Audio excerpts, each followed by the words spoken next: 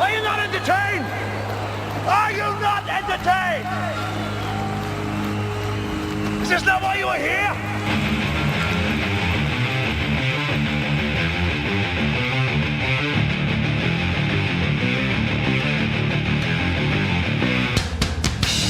If you are not entertained after today's show, I am not doing my job well enough.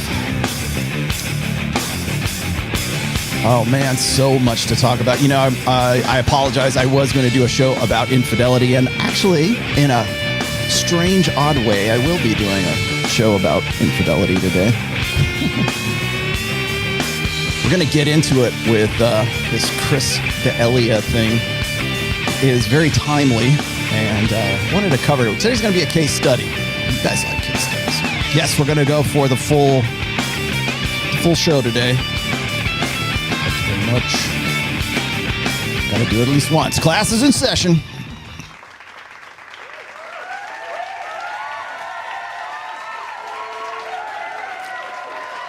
Howdy. You guys ready?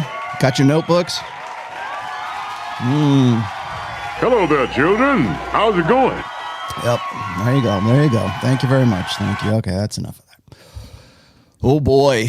Do you guys like this? The camera setup, I think I finally dialed in the lighting. This is about where I like to have it. And I'm still working on the audio. I apologize. It's like a microsecond delay on the audio. I figured it out though. I'm going through the Rodecaster Pro board for audio in a separate line, and the Sony A6400 is on its own line as well. So I kill the audio from that camera and I patch it in through the board. What I need to do is I need to patch it in through the board to the camera and then to the computer. So, but I need a little dongle thing or whatever, some little patch cord thing that I need. So that's on the way. This will be the last time, I swear. Today is going to be a very interesting day, and I'm just going to get right into it because this is it's too good not to. I had a whole bunch of guys throwing this video at me.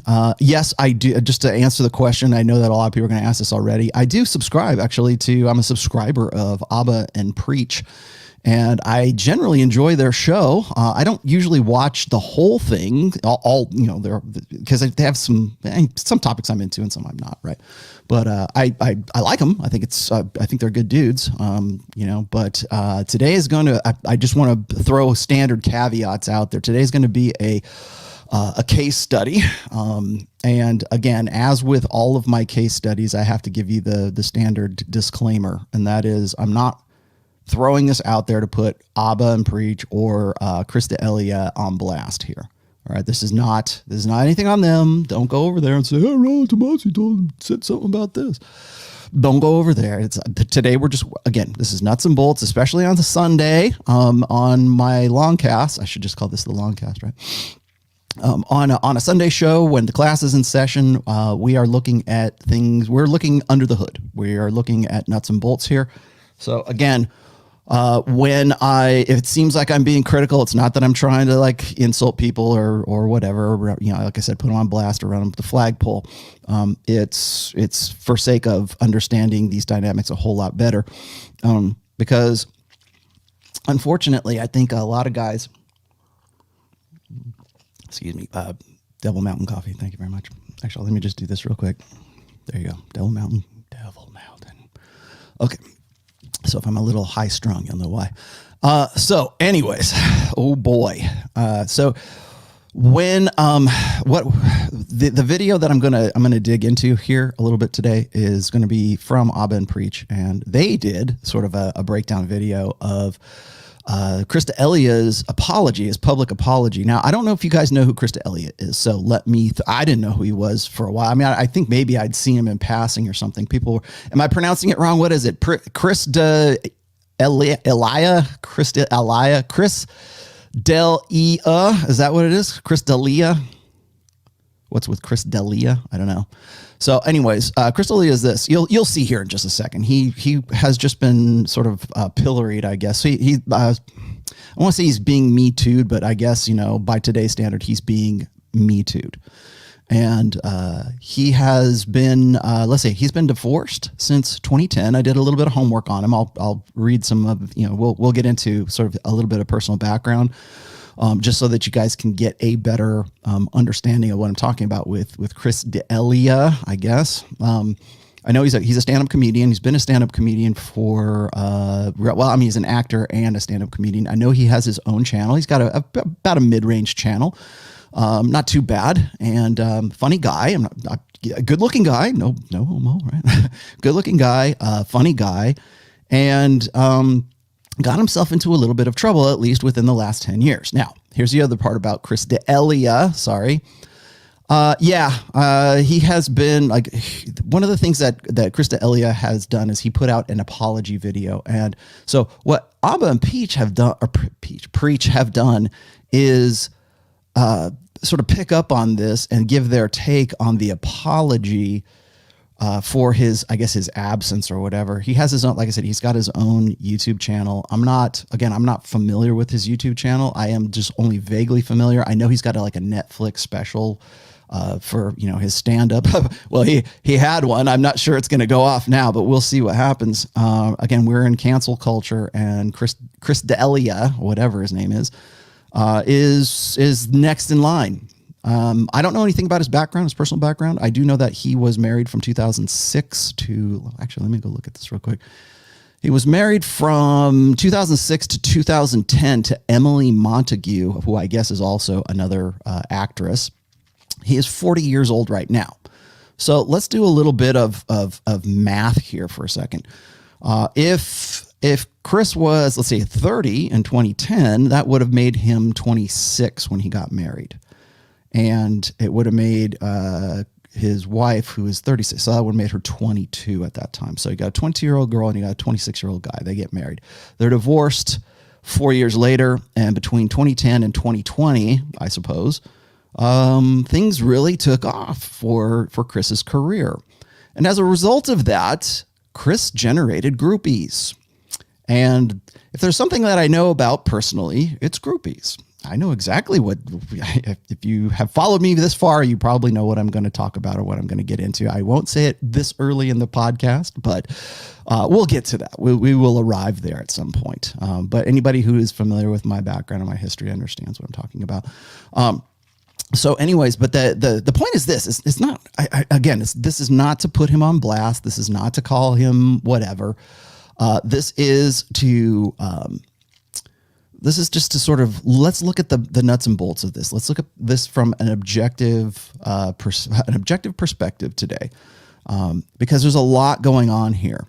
One of the things I think that a lot of guys, especially blue pill beta guys, really, they lose the narrative, or maybe they carry the narrative in this case, is they feel like they have to apologize for their own sexuality, their own sexual expression.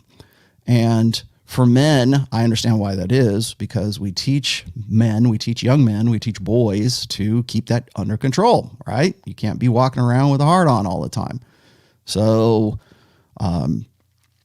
there is that. We're gonna dig into the societal, the social aspect of that too, but there's so much to unpack in this.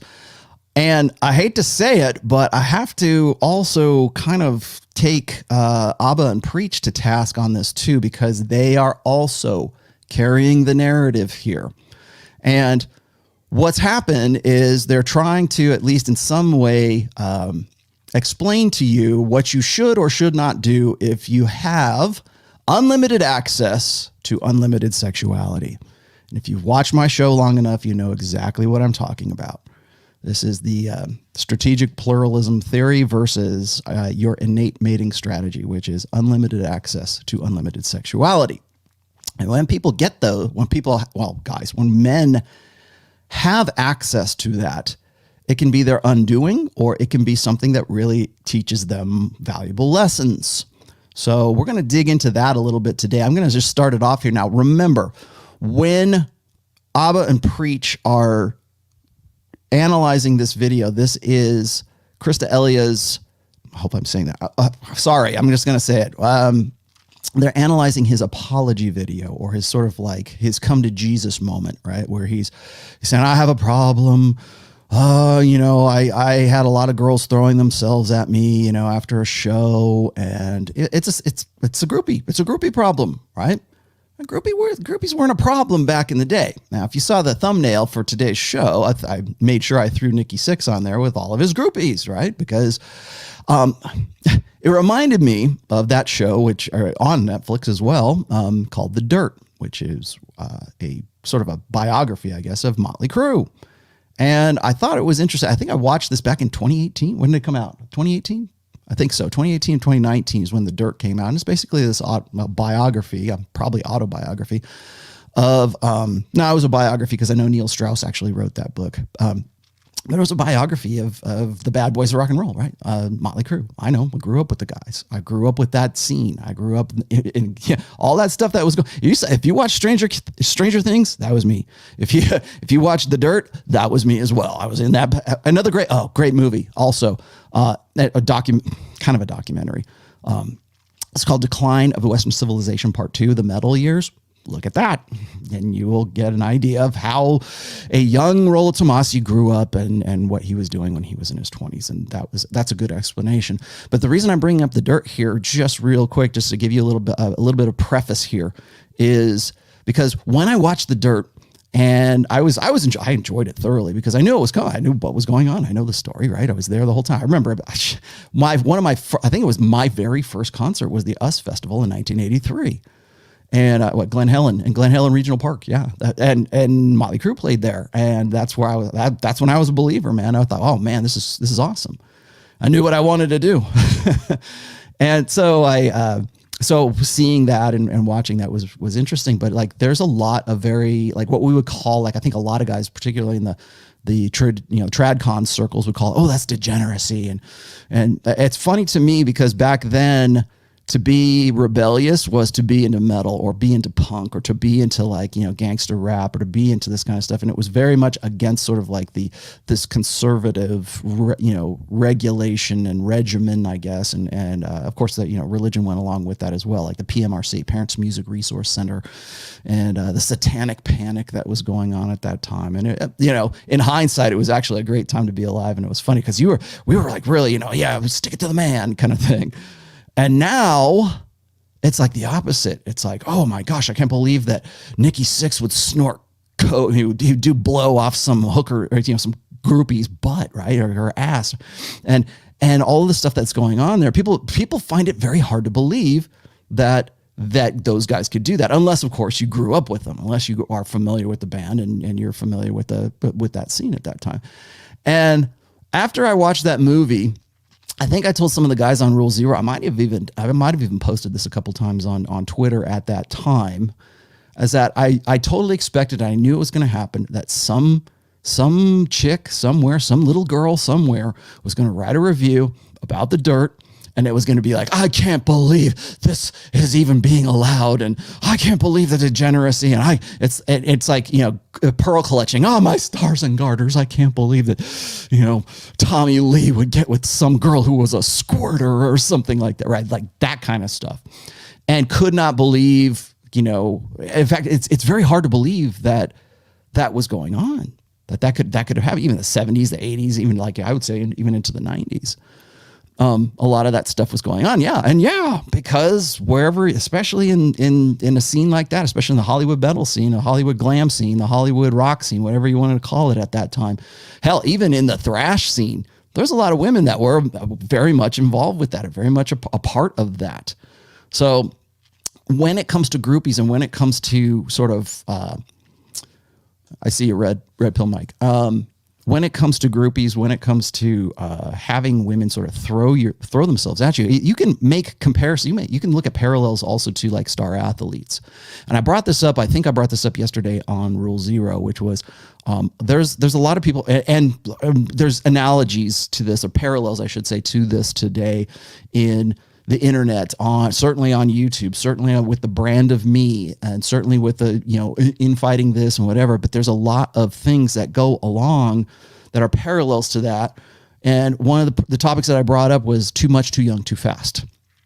And a lot of people get that a little bit misconstrued. They think that I'm saying, oh, you're too young. I'm not, no, but usually that's what it comes with. But I mean, by too young, I mean, you're too naive or you don't have the experience enough to handle the too much part. Too young, too much, too fast, or too much, too young, too much, too fast, or whatever it is, right?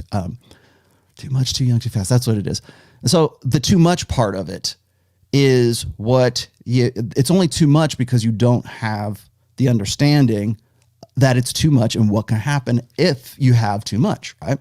Most men on planet Earth are going to be in that 80%. Let's just say like 80, 85%. We talk about the Pareto. I've got I've got at least 2 videos that I've done on the Pareto principle. I've got plenty of essays about the Pareto principle. We all know the 80-20 rule when it comes to 20% of men tend to be the top 20% that women want to get with, right? It's a classic hypergamy. I'm not going to go into that. You already know what I'm talking about. But those numbers, the reason why men have to be sort of creative and have to get around that discontent is to solve their reproductive problem.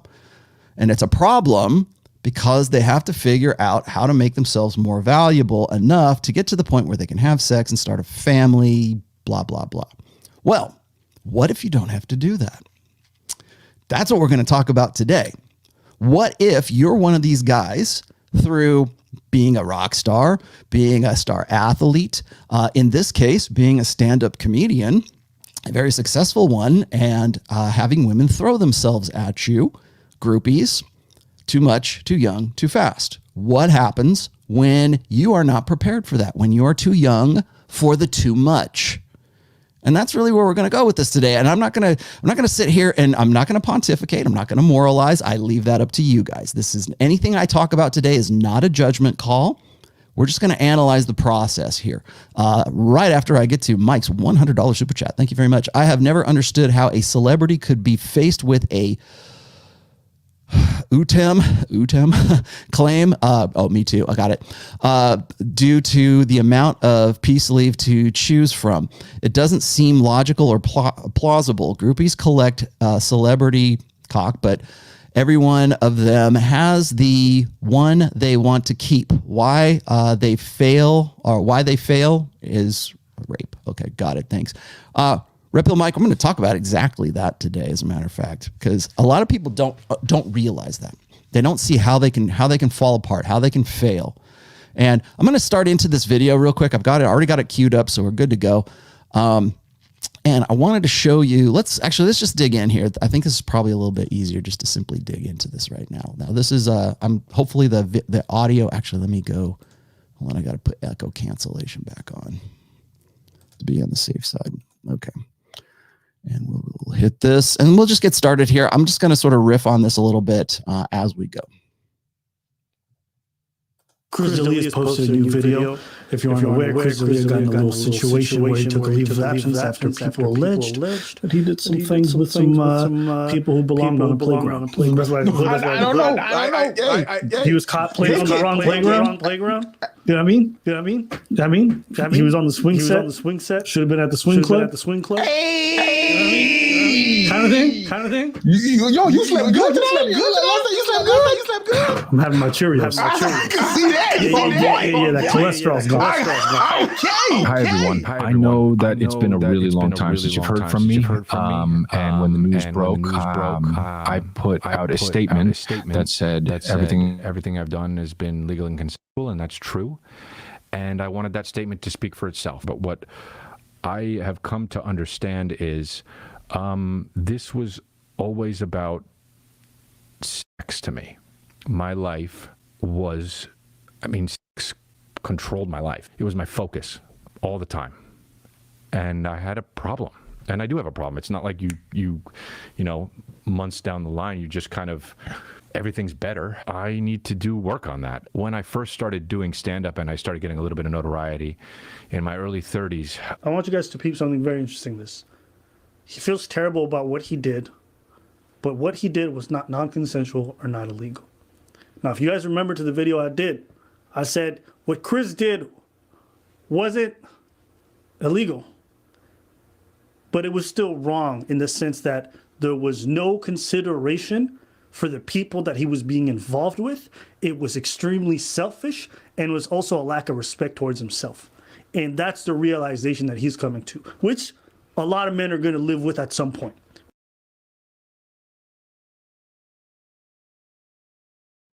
Sorry about the echo, guys. I forgot I had to mute. My bad. So no, actually, can't remember which one's Abba and which one's Tracy. Actually, no. A lot of men aren't going to have to live with that. In fact, at least 80% of men in this life will never have to live with that. Let's just be honest here, okay? And I'm gonna show some stats. I got some stats queued up here in a minute that will sort of back this up a little bit. But I want to throw that. I want to stop it right there. First of all, this is an apology video from Chris D'Elia. Did I get it right this time? This is an apology video. This is apologizing for his behavior. And what these guys are going to do is try to sort of reinforce that and reinforce the idea that even though Chris did nothing wrong, apparently, because he's certainly not in a, I guess he's not really Me Too just yet. Maybe he will be, but it's kind of like what Marilyn Manson is getting sort of run up the flagpole as well. And I think it's interesting that once a guy gets a certain amount of notoriety, fame, whatever you want to call it, his SMV goes from 0 to hero. When women get to a certain age, they are more incentivized to say, he touched me, he did this, he sent me this, or he did these things. We've already seen what's happened with like Brett Kavanaugh and the Me Too movement that had happened like way back in 2-3 years ago. Yeah, Solomon, thank you very much. Well, I will get to that. If you have something that is on topic, I'll throw it out here. If you guys have something that's timely for this thing, but we'll get to you later on, my friend Solomon. Mark that, Sam, for me. Thanks. So anyways, what's happening right here, and I hate to use it, I hate to call it out like this, but what these guys are doing is they are essentially policing men's thoughts. They are essentially making a petition for men to get back on the plantation, to come back and to don't be so selfish as to think that you should be able to enjoy unlimited access to unlimited sexuality. And again, the reason for pornography being free and ubiquitous and streaming in 4K right now is exactly to serve that dynamic. That's I've said before that pornography is unlimited access to unlimited sexuality in the most realizable virtual sense that most guys are ever going to be able to enjoy or to beat off to or whatever it is. But in the meantime, in the real world here on planet Earth, we're shamed for, or I should say we're pathologized, because it's not really, shame is only part of this whole thing, but we're pathologized to think that any sexual expression by men or men who can pursue unlimited access to unlimited sexuality are in some way wrong. And that was the whole title of this video, right? It was, the price or the cost of promiscuity.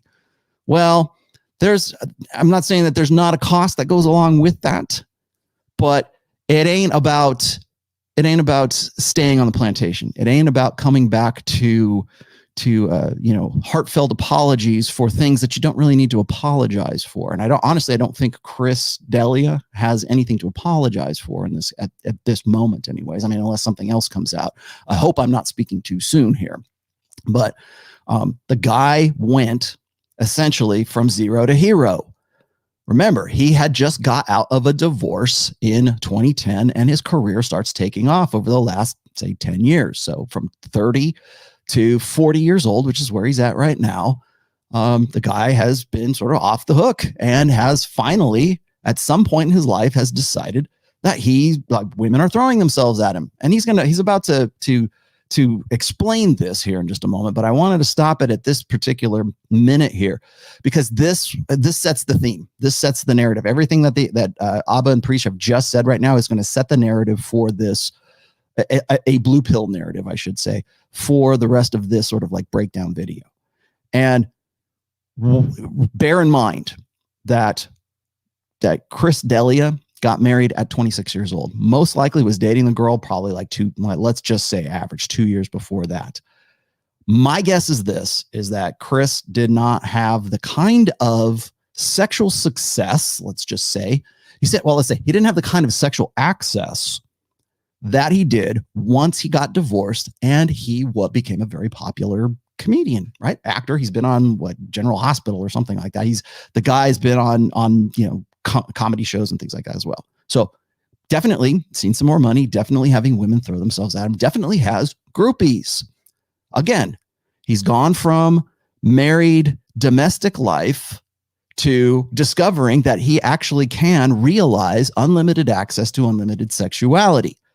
Now, it's one thing when women will shame you for that or tell you that it's, you're just having meaningless sex. It's another thing when two semi-popular, very, very humorous guys who are very blue pill try to police your thoughts, and not just Chris's thoughts, but your thoughts as well. And we're going to see a little bit more of that here. But again, bear in mind, Chris D'Elia went from being married for 4 years at 26 to 30, probably was very blue pill before this, probably thought that this is I met the one. In fact, he even says that in here. If you look in the description, I've got some relevant links in there as well. One of those links is a chapter in my first book, and it's called Dream Girls and Children with Dynamite. And you are going to see that principle played out right here in front of you. What'd you say? I'd love to hear you detailed perspective about frame grab move when a woman tries to have the talk with you. Okay, well, we'll get to that. Actually, I've already talked about that. Go look at it was last week, as a matter of fact. But if you want, I'll mark that too, Sam. I'll get back to that. All right, so let's go back. I apologize for when you are out there in these streets as a man, this is what I said when I said there's a cost, right? And I'm sure even for him, right? Like if it's not his friendships or, his relationships, it's his mental health. Like it affects you. This is what I'm talking about. Having got a lot easier is for the lack of better words. And I felt lucky. I felt like, oh, wow, I don't need to work as hard. I can just do a show and then have sex, or roll into a city and look at my inbox and then just start writing. And I did, man. I wrote. I know you've seen some of the messages online. There's way more than that. I would get at least 50 messages after a show each city a night, and I would reply to all of them. And I thought in my mind that being straight up with these women was the right thing to do. I'd say, hey, come to my hotel room and let's have sex, let's make out, let's do this, let's do that. And that was what I thought was right. I realized through all of this that doing that is just treating sex like it's casual and being flippant with people. Sorry, I got to come back in. Sorry, it takes me, switching back and forth is a little bit tricky with this one. So he feels guilty. He feels bad for having unlimited access to unlimited sexuality. In fact, he was saying that even the conversations he was having, the emails he was having with girls from, he got a chick in every port, right? And it's like the old Navy guys, right? We got a broad in every port. We got a gal in every port. Well, unlimited access to unlimited sexuality. And this is a guy who just simply is still stuck in that blue pill understanding, rather than enjoying it, and rather than like sort of going with it and seeing it as a sort of a time in his life, and seeing the fact that he has some sort of sexual selectivity. Now he has to come back and, like prodigal son returneth, right? Oh, you guys are really right. It was meaningless sex. I just looked at sex. And you notice they won't even these guys, I don't know if it's them or whoever, but they won't even allow the word sex to be broadcast in audio on the stream. I was really annoyed. I was like, what the hell? Is that me? And I was when I was watching this, like, no, that they're actually clipping that out. And it's like, where can we not talk about that? Is that like something that we're not supposed to say? Can't say the word sex right now. Is that, well, it's going to, that maybe they're worried it's going to pick up on the algorithm or whatever. But the fact is like, even still, it's like, okay. But it comes back to what I have said in the past about meaning versus purpose. I think that a lot of guys put too much, especially in an age where we prioritize this sort of gynocentric emotion first, feeling first kind of thing. Now, here's the thing: is the guy is Chris D'Elia here? He's talking about sex? He didn't murder somebody. Okay, it's not it's not a murder confession. The guy had sex with girls. Wow. Okay, good for you. Bravo. You know, and he's realizing the fact that he can go out and women will throw themselves at him. Now, we don't talk about the women who are throwing themselves at him. We don't have that conversation. We want to get back to making this about meaning and making this some big ephemeral, thing when it comes to getting laid and having access to that. And you're not just jerking off, right? You're not just watching porn. You actually are a guy who's a high value guy enough to have groupies, to have women who go, I'm a fan. Can we sleep together? Yes. Anybody else make the connection that this is also direct game, right? Mode 1, right? Meet her and say, hey, are you DTF? Yes, I am. Okay, let's go. Sounds good to me. Great. Awesome. Well, yes, there's a cost to it, but I wouldn't call it a cost so much as there is a caution that needs to be tied to that. So back in the day when Motley Crue was doing their thing and they had groupies, the cost or the liability, the potential wasn't as great. We lived in a different social order. We had different ideas when it came to women throwing themselves at rock stars. You know, when you look at, like, say, somebody like Gene Simmons. I mean, how many women has Gene Simmons, put to bed? How many has Paul Stanley? And I'm using my guy. I mean, there's probably lots of other people or athletes, right? Nobody said none of these guys are coming up with apologies. None of these guys are feeling bad about themselves for having had casual sex. And I think what's interesting in all of this, and I'm going to show you another video once we get to about the midway point here. What I think is really interesting in all of this is that it's beta blue pill men who have been conditioned to think about sex in the same terms as women do. In the same emotional, it's got to be meaningful. It's got to have that. You're just having this meaningless casual sex. Yeah, because there is that's how guys are, right? That's our mating strategy, which is unlimited access to unlimited sexuality. So when guys, and I was just reading in the comments here, when guys are confused, they're like, I don't understand why a guy who has this access, it feels so bad about this or feels so guilty about these things, right? Or maybe he's having his Roosh moment, right? Oh, I've had God knows how many, whatever your lay count is, probably way more than Chris D'Elia's. But that said, it's like, okay, why do you feel this way? Why are you applying this sense of meaning and this, like I said, this big ephemeral thing to it? Because I will tell you right now that the script has been flipped as far as women are concerned. Now, when it comes to sex right now for women, having a higher body count, whatever, having an abortion, they're proud of it. They're celebrating this. They're celebrating their notch count. It shouldn't matter that the baby's not yours. It shouldn't matter how many guys I've slept with. It doesn't matter. We can still have a great relation. And I've talked about it on this show. I can show you the stats for women when it comes to notch count for women and their stability within that relationship, their happiness, however you want to define that, incidence of divorce, the higher the notch count, essentially, the greater the potential that woman is an alpha widow and or will not be happy in sort of this domestic bliss that we think that they should be. Do you think women are self-conscious enough to have any misgivings about meaningful versus casual sex? Because when I see videos like this, when I see a guy like Chris D'Elia here and these guys as well, because they're backing this up, right? And I realize why they have to do that, because they have female audience. They have a large, aside, let's just say, certainly larger than my female audience, but they have a female audience that they have to sort of pander to or placate to, let's just say. So they're not going to break that narrative. They're going to say, oh yeah, men should just, we should have, all of us should be monogamous. And as I've said before, monogamy from the perspective of blue pill beta men is different than it is for guys who actually have access, like Chris D'Elia, to unlimited access to sexuality.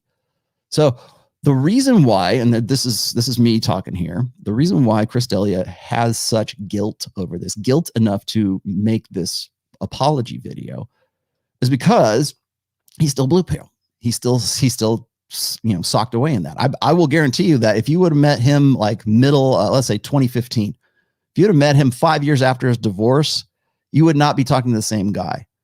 Now that this guy has been like, his feet are being held to the fire and he was incautious and he was not careful. And he's got women that are coming to him saying, oh, you touched me, you inappropriately, you harassed me, you did this, whatever. That doesn't hold up in a court of social media. Right. But if you would have hit him up in 2015, I will guarantee you, he probably would not have the same sort of understanding about himself or have this, these great sort of heartfelt confessions of guilt that he's having right now.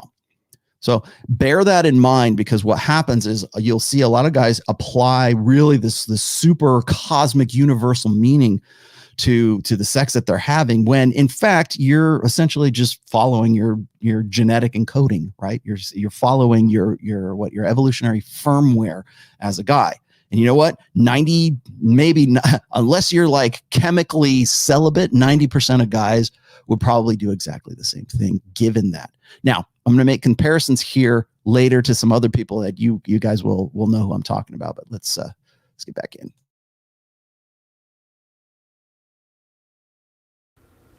Ain't that literally what I said? I didn't say right? And I said it also last time. I said, you do a lot because you lack a lot. Right? You're gluttonous because of a space that you're trying to fill. Yeah, definitely. But the truth is, no matter how many ladies come through the door, no matter how many people you enter, You're not full. There's nothing entering inside of you. There's nothing that you're filling, right? So there's always more to be done. And he said, so this is the fill the void narrative, and I've seen this dozens and dozens of times. Anybody who says they'll come down on me. Like what I find really funny is I've been married for almost 25 years now. And so when tradcons come at me about spinning plates or dating non-exclusively or not getting into a monogamous relationship until you are 30, not 26, not 22, until you are 30, and then not even considering marriage, assuming that's what you want to do, until you are at least 35 or 36 years old and you understand the nature of women, you understand the red pill, you understand the game that you are involved in. Until you have that education, you should not be making any long-term commitments, any intimate commitments until that point. Now, what happens is tradcons especially will throw rocks at ROLLO TOMASSI because they say, well, he's just telling men to have this wanton, what is it? Iron Roll TOMASSI number 3. Now, anytime she makes you wait for sex, the sex is never worth the wait. Well, that's about genuine desire, first of all, but it's also about understanding the nature of women. And I can tell you right now, listening these two guys, as well as Chris D'Elia, is that none of them have any understanding of the game that they are in. This is repeating the same kind of woo-woo magical thinking, woo-woo, it needs to be meaningful. Oh, you have a void inside of you. You know where I would expect to hear this from? In fact, you could probably find, and I didn't do this, but if you had the patience to do so, you could probably find parallels to what these guys are saying in the Will Smith and Jada Pinkett Smith video that I did. And I guarantee you will find something very similar to what Jada Pinkett Smith was saying, was confessing when it came to her own infidelity, when it came to banging I forget the guy's name, the guy who was the younger rapper, right? Oh yeah, it's all about love. It's all about healing. That's the same hocus pocus that you're filling this void. No, you're not filling this void. You actually, you have an occasion. You have gone from being blue pill beta guy with zero success, and then right around 29, maybe, I don't know, whenever, you suddenly realize, hey, chicks dig me. I've got girls that want to sleep with me. I'm on tour. I'm at this band. I'm a NBA player. I'm a stand-up comedian. And guess what? There's groupies in every city that I go to, and they are the ones coming to me. I'm not even going to them. How awesome is that? If you've gone, now imagine this, and I know because I've done this myself, okay? I'm speaking from experience. Now, this happened earlier in my life, like when I was like, say, 17, 18, 19. Yes, I was very much and I've said this before, very much a blue pill guy, very, very much in the same mode of thinking that these guys are in right now. Very much the blue pill dude who was like wanting to be dutiful and it's all about meaningful sex and blah, blah, blah, blah, blah, right? And after I broke up with the very first girlfriend I had, that's when I got into my rockstar 20s, right? And as I've said before, that's where most of my notch count comes from. But it was during that time, it was a very short period of time, maybe 5 or 6 years, maybe a little bit longer than that, right? Like from that time until I got involved with the BPD girlfriend, right? But I understood, I at some point it clicked for me. I have access. I'm doing something that is getting me laid. I'm doing something right. I'm being rewarded with sex in a way that I've never been rewarded with it before. I can now go from not having to worry about like putting all of my eggs in one basket, which is strategic pluralism theory. I can go from that strategy to I can enjoy many women. I can go to a club and with a reasonable amount of predictability, go home with the girl of my choosing, depending on what where the club was and what I was doing, what the logistics were. But I could do that. And I was doing that, and I was spinning plates, and we didn't even call it spinning plates. It was just like you got girlfriend, they're groupies, right? And for lack of a better term. And you go from zero, you go from one sexual strategy, which is sort of invest in one woman, make it meaningful, do what she will, pedestalize the girl, be the best, prove to her that you're the best boyfriend she could ever have. Prove to her that you're going to be a good father and you're going to be a good choice in the long term. Meanwhile, she's like playing the field as well. But you don't realize that because you have this idea that you are a low value man, that you don't have anything, and you live in a gynocentric social order that keeps you locked into that mentality. You're low value. No, any woman, if you get any chick, you are lucky to have that girl. And because of that, you better pray and thank God every day and thank your lucky stars or whatever it is that girl actually, lowered her standards to get with you. That's what we teach guys. That's what we teach our boys today, especially now, at least certainly the last 2 generations. I'm going to prove that to you here in just a minute. But so we have this narrative where it keeps guys, even if you're a high value guy, it keeps you in the mentality that you are low value. So what happens? What happens when you go from being this alpha or being this blue pill guy who has put all your eggs in one basket, put all your efforts into one girl, pedestalize this girl, marry her at 22, you're 26, we're all going to live happily ever after. This is the right thing to do. We should do this. This is the right thing to do, right? I would never want to be like those guys having meaningless sex. I just want to stick with you, baby. You're the only one for me, right? You go from that to, damn, girls are hitting me up for a dick sucking contest, right? Girls are hitting me up every time I go out and I'm doing stand up and I'm successful at this. I'm making more money than I've ever made in my life. I've got some real personal success that's going here. And again, that's the too much and the too young side of things. That's the too much part of that whole equation. Too much, too young, too fast, right?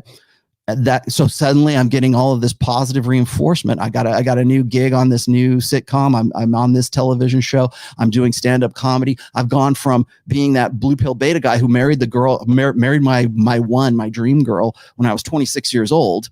And now I'm 30 and holy crap, I've got dozens of women who want to jump my bones. And like, I don't have to open them. They open me. How awesome is that? I was exactly the same way in my rockstar 20s. When I got to a point where I understood the game, where I understood the character that women wanted, right? I understood especially the girls that I wanted to get with too, because that was exactly the girl I wanted to bang, right? She was hot. I was like, yeah, let's go, man. This is awesome, right? Now, granted, I like playing in a band. I like showing off, blah, blah, blah.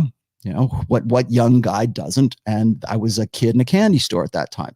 Now, imagine you've gone all the way through your 20s playing house, playing husband, whatever, following that blue pill mentality. And then suddenly you get to your 30s. This is exactly what I keep telling you guys is when you get to that point right there, it takes longer for you to mature into your peak potential.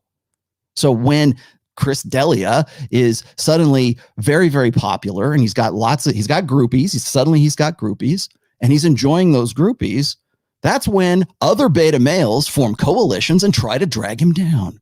And that's when women, like I said, if you would have met him in 2015, like 5 years into all of this stuff that was going on into his 30s, if you would have asked him or if you would have talked to him, it would have been a completely different dude. Because now he's got to sort of like look back and say, okay, what did I do wrong? What was wrong? He still has that blue pill mentality. He still has that scarcity mentality. He still has that, oh, it's got to be meaningful mentality. But you would have asked him that in 2015, I guarantee you would have got a different answer, because that was it. He was successful, and it's a positive feedback loop in that sense. So you keep getting rewarded for doing well. And why wouldn't you? You're successful. Women are interested in you. You're the winner, right? Remember Rich? Women don't care about the struggle. They wait at the finish line and they bang the winners. Well, you're a winner. You made the most of it. You're a good looking dude. You're funny. You're making money. You got a Netflix special, or you're a rock star, or you're an athlete, whatever.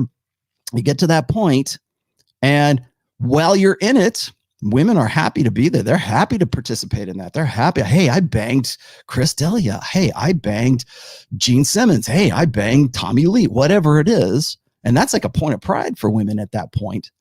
But when you get later on in life and women become more necessitous, and the social order is such that that women can capitalize on that, and they're not even that, they're incentivized to capitalize on that.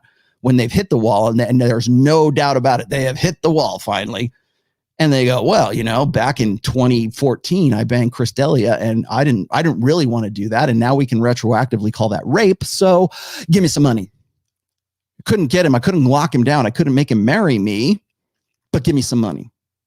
And that's, I think when we look at like divorce rates right now, going down, tradcons they're overjoyed that divorce rates are going down. It's like, yeah, because marriage rates are at their lowest point right now. And as marriage declines and divorce declines, the resource transfer that divorce used to be for women is starting to dry up. Heck, you can ask divorce. I mean, it's not that divorce isn't still a multi-bazillion-dollar industry. It is. But it's not what it used to be anyways. If you go and you look at the documentary Divorce Incorporated from I think it was 2012, you'll understand what I'm talking about. But a lot has changed since then. But the laws haven't. But as a racket, as a business prospect for women to find some way to sort of ensure their long-term security through divorce, a lot of that's going away because guys simply aren't getting married. Now, black pill, MGTOW, doomer guys, don't get overjoyed yourself right now, because that's not necessarily a good thing. It's good in the sense that guys are like sort of waking up to what's going on, but we're using a lot of different rationales for that right now. So we'll just clear the air a little bit before we continue here. But so you're looking at a guy who has gone from zero to hero. A guy who's gone from, I need to put all of my efforts and all of my reproductive efforts in one girl. I'm going to get married early, and hopefully things will work out for me. Got some success, got divorced, and suddenly has unlimited access to unlimited sexuality. Now, it's one thing when you get that in your 20s. It's one thing when you get that in a certain context. It's another when you've already been through that and you still haven't learned your lesson. There's a lesson that Chris hasn't learned here. And that's that he's still plugged in, very much plugged into the blue pill. These guys as well, very much in this respect, they're very much plugged in, because they're trying to convince not just Chris, they're trying to convince all of their audience to get back on the plantation, to say, well, see, here's an example. They're using him as this like sort of a negative example, like he's a warning sign. When you suddenly have access to all these women, you know that there's consequences to that. Well, how would you know, right? Now, I know Abba's he's going to talk about how he was a dance instructor. He was, whatever, and he had women throwing themselves out. And I don't know what his personal history is, but I will say this, is that if you don't kill the beta, if you don't unplug from the blue pill, you will never unplug from this attitude. Remember when I said that guys who become red pill and then take that knowledge and take that awareness and they try to turn it around, they try to turn it back towards like achieving those blue pill goals, those are the guys that I call purple pill. And I'm not even going to call these guys purple pill at this point, because I don't know that they're even like red pill aware. But that's what I'm talking about. This is exactly what I'm talking about. It's getting like learning red pill lessons, but you're seeing those red pill lessons through the lens of the blue pill, living still in that blue pill paradigm, doing the things that you think should, this is what should be right. This is how girls really are. Well, I'm about to burst that bubble for you here in just a second. But the fact of the matter is that when I call somebody purple pill, that's exactly what I'm talking about.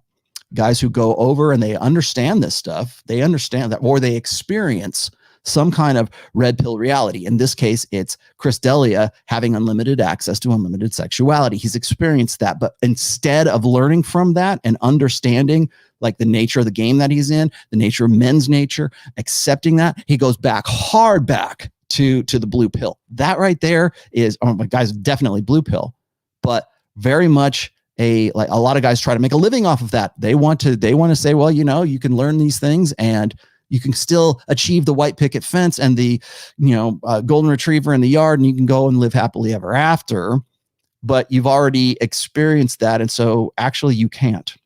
You're unplugged. You don't get to go back in. You don't get to change. You don't get to go back to your idealism again. One way or another, you don't.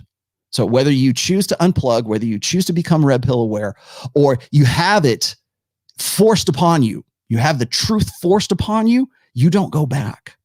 There's something else. Now you can still think about it. You can interpret all of that from the blue pill paradigm, which is exactly what all of these guys are doing, but there's no going back. And that's what's throwing these guys off. That's what's making, you want to know why they're doing a video or why he did a video at all, like Chris D'Elia did a video at all. It's exactly this. There's this conflict. There's this internal conflict because they've experienced a red pill reality and they're interpreting it through a blue pill understanding of how the world should be, not how the world is, how it should be.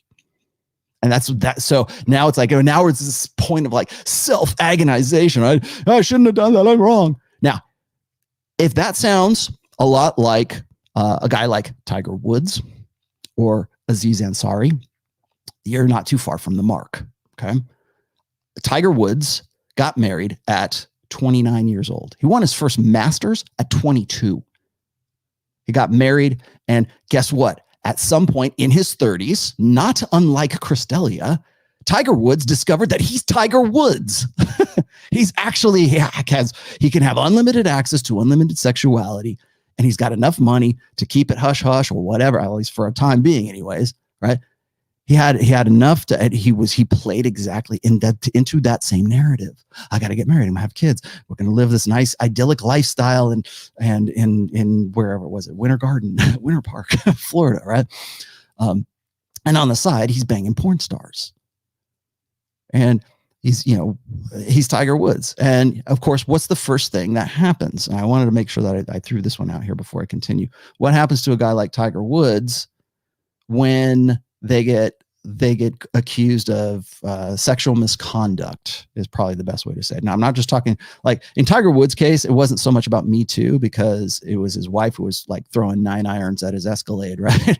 So it wasn't just about that, although I'm sure some of the girls who Tiger banged probably could have, or who knows, maybe they still will in the future, Tiger.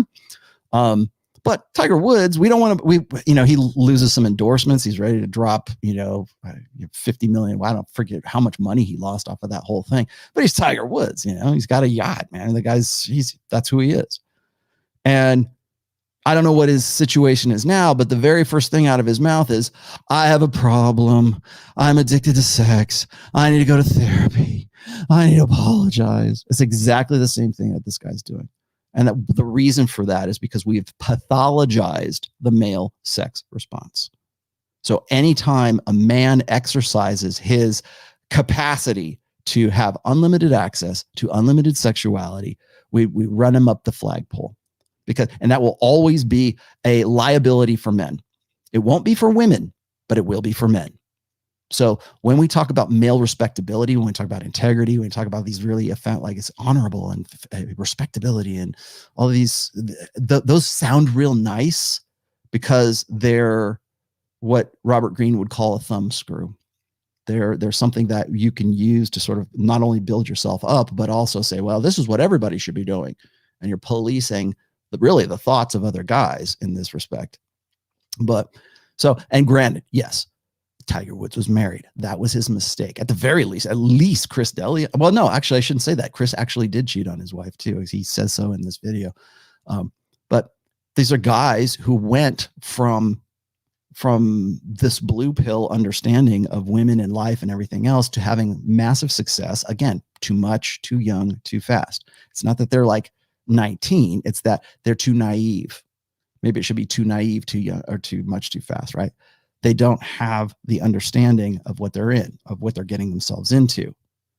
And they still have a very blue pill outlook on the whole game that they are involved in themselves. So they rationalize it with emotional thinking, with old order emotional thinking, but emotional thinking. Oh, I was having casual, meaningless sex. It's like this come to Jesus moment. It's the prodigal son returneth. Oh, you were wrong. I was right. You were right. I was wrong. Please welcome me back. Please, I apologize. Forgive me, forgive me, forgive me. Well, in this day and age, particularly now, never apologize. Don't apologize for jack shit today. Certainly not for that. I mean, yeah, if you feel bad about something, I'm not saying that you shouldn't feel bad about it. It just depends on what it is, but don't apologize, and certainly not to the mob, because that's what he's doing right here. And you're in the court of social media, not in the court of your social justice, right? So let me actually get to this real quick. Just saw the vid. We can we all take turns slapping him because isn't he throwing men under the bus to avoid being canceled by feminists and headhunters? Yes, absolutely he is. He's trying to salvage a career. He's trying to salvage, probably trying to, because I know he's got a Netflix special. He's probably trying to salvage that Netflix special. I have no doubt. What else do we got here? Let me move back just a touch. There's the orange one. Sorry. Most nationalists, right types, I've found to be purple pill at best. Yeah. And why is that? I think is because they are ego invested in an ideal. And that's all emotional. Okay. Most blame porn or maybe OnlyFans, but refuse to look at female nature or even consider why a woman wouldn't want to settle down at 21. Time machine indeed. Yes. Tradcons do not want the red pill. They want a time machine. They want to go back to this romanticized, idyllic age that most likely never really existed or didn't exist in the way that they think that it existed. Let's see here. What'd you say? Okay. Sorry. Sam Whiskey says, I cannot relate to these guys. Yeah, I know. And rightfully so. I'm glad. Good. I hope so. But I want you guys to listen to this, because a lot of the stuff that they go into is very illustrative of how the blue pill conditions guys, even into your 20s and your 30s and your 40s, yeah, in your 70s, right? How it conditions you. And it's not women that are conditioning you. It's guys who are already conditioned by the blue pill that are trying to police your thoughts. They're trying to police the way that you, like, God forbid you actually have unlimited access to unlimited sexuality. Because once, and again, this is an evolutionary thing, but when an alpha male is glaringly, apparently alpha, you will see coalitions of beta males form coalitions, and they will try to tear down that alpha male. That's like in any primate society. That's a really kind of in any mammal, any higher order mammal society, really. But that's what they do, and I'm again objective. I'm not saying it's right or it's wrong. I'm not making a moral judgment here. I'm not trying to make an ethical call or whatever. I'm just saying this is the mechanics of it. Brian Johnson. Oh, Brian Johnson from AC/DC.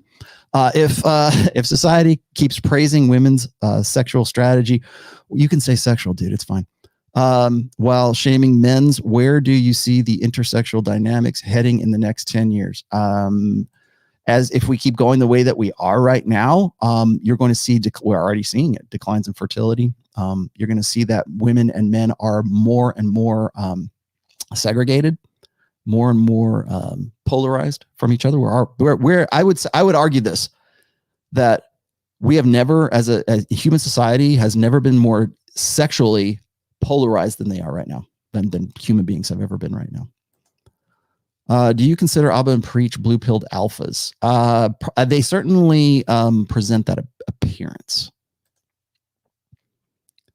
Yeah, Windermere. Yeah, I know.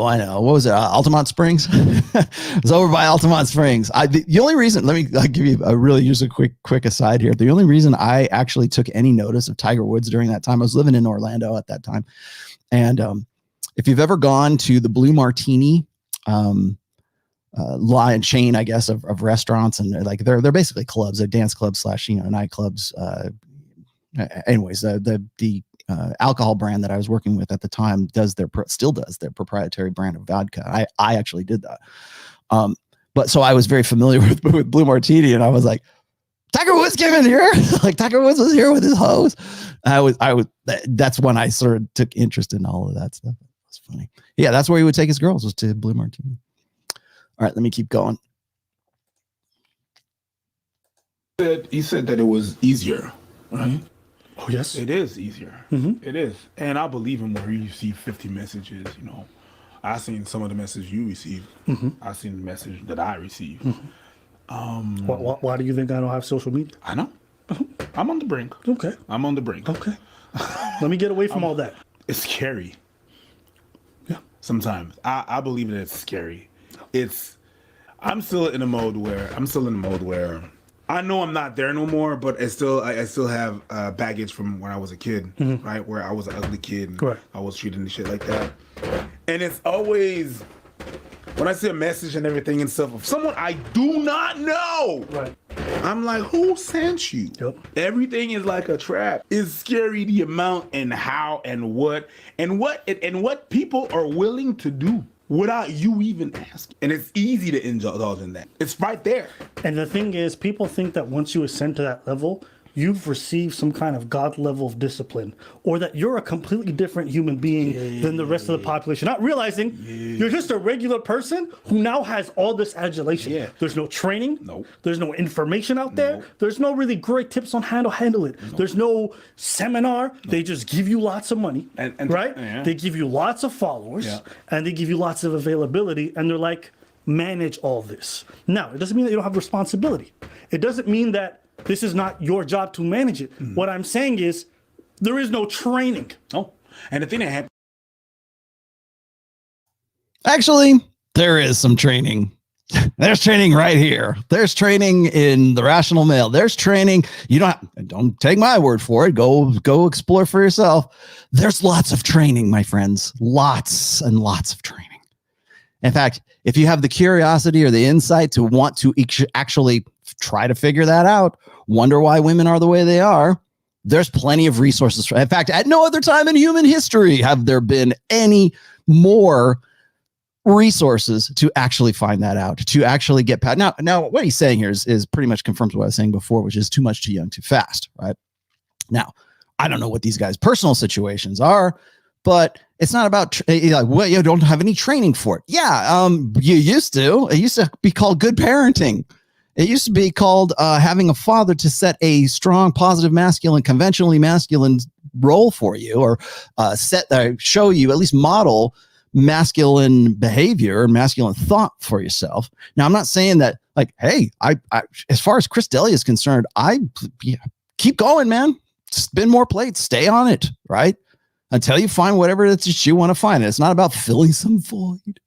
It's not about what Oprah told you. It's not about what, what the APA or Psychology Today wants you to think, whatever chick that you follow in psychology right now.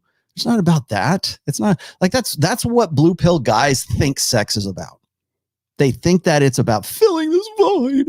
You got to find the right one. He's about to say the one here in just a second. He'll hack up and discuss. I had to stop it though, because Spin Doctor threw this at me. He says, "What's the appeal of the rock star who groupies worship?" Okay, well, the reason for that is they are high value. They are blatantly, openly, easily identifiable high value men. That's why. Now, you might not think that, and on I don't know, maybe this week, maybe on Wednesday for my short, or I'll do a short clip of this, but you might not think that Nikki Sixx is an alpha. You might not think that the guy who is the drug dealer or the gang leader in prison is an alpha, but it doesn't matter what you think. It doesn't matter that you can't identify, and I'm not saying you particular, I'm not running you up the flagpole, Spin Doctor. But it doesn't matter what you think ought to be alpha. It's what is. And I did an essay called was it Tickle Me Emo, because I had so many guys asking me this question. They said, you know, how come girls go for guys who are like, you know, these heroin thin, you know, look like Robert Smith from The Cure? How come they go for, you know, Edward Scissorhands? How come girls like get off on that? And I think that's you can relate that to creative intelligence. That's one. The other thing is that if you look at the descriptions, let's say, of like Christian Grey, is that who it was from 50 Shades of Grey, or the descriptions of the characters for Twilight in the Twilight series, right? Now, granted, the werewolf kid was like built, but Edward wasn't. He had superpowers, but he was a different kind of alpha. It's the same thing with Captain America and Iron Man. I've said this before. There's different alpha, you know, archetypes kind of things. I know it's not sigma males. It's what is perceived as dominant, what is perceived as arousing, what is perceived as attractive. So yeah, I mean, especially back in the context of like the mid to late 80s when guys in bands were doing very well. I can remember even to this day, I still get hate from guys who, like I see this on Facebook more, like my private Facebook thing. Guys I used to know who are still like pissed off that dudes with long hair and you know, were just in the LA metal scene at the time were getting more ass than they were. It's still it's still something that they're kind of OCD about. But again, it's like it's demonstrating higher value. So if you got a guy who's a rock star, he's creative, he can actually play, he's got some sort of some talent. And again, it's not necessarily musical talent. It can be athletics, it can be whatever. You got a guy who's got some talent. He's demonstrating higher value all the time. He's famous. He's got some money, obviously. So you've got that side of the thing cleared up. And then you've got women who just simply want to have sex with that guy because hopefully, I think from a female point of view, it's not about just the sex. It's about the potential of possibly locking that guy down. So there you have it. Let's keep going. This is pretty good. And that's why I kept on saying to you, I am glad that this is happening now. Oh, hell yeah. And not when I was 19. I'm not saying that 19 years, I'm talking about me at 19. I don't know y'all or none of y'all. Y'all about me when I was 19. I don't give a shit. I'm not talking about you. This ain't about you. I'm just glad it didn't happen to me when I was 19. You understand? And I'm going to tell you more. Because of, let's say, who I became in the dance community, the kind of fame that this happened, that this happening now, I kind of had it in a smaller scale in the dance community. Those messages on a smaller scale I was receiving after, let's say, a big event, Bust a Move, Chaos Unleashed, whether I was participating or whether I was hosting. I received messages. Yeah. It's just that then again, I didn't have the confidence. I was like on who sent you mode. Yep. And you got all these foreign people coming to town to participate. Yep. They wildin', they leaving. They might never see you, and like they might never see. They're about that life. They're about that life. Oh hell yeah! And I was having a conversation with one of my friends. Who was like, "Yo, I never heard stories about you and dancers. Yeah. Why? Yeah. Like, I'm easier." Yep. That's not the guy I want to be. It's not okay, and I'm sorry for that. It makes me feel shameful, and it makes me feel bad. You know, people talk a lot about the power dynamic and about, why should someone who is a fan of yours have to worry about if you want to sleep with them or not? And I don't know where I fall on that.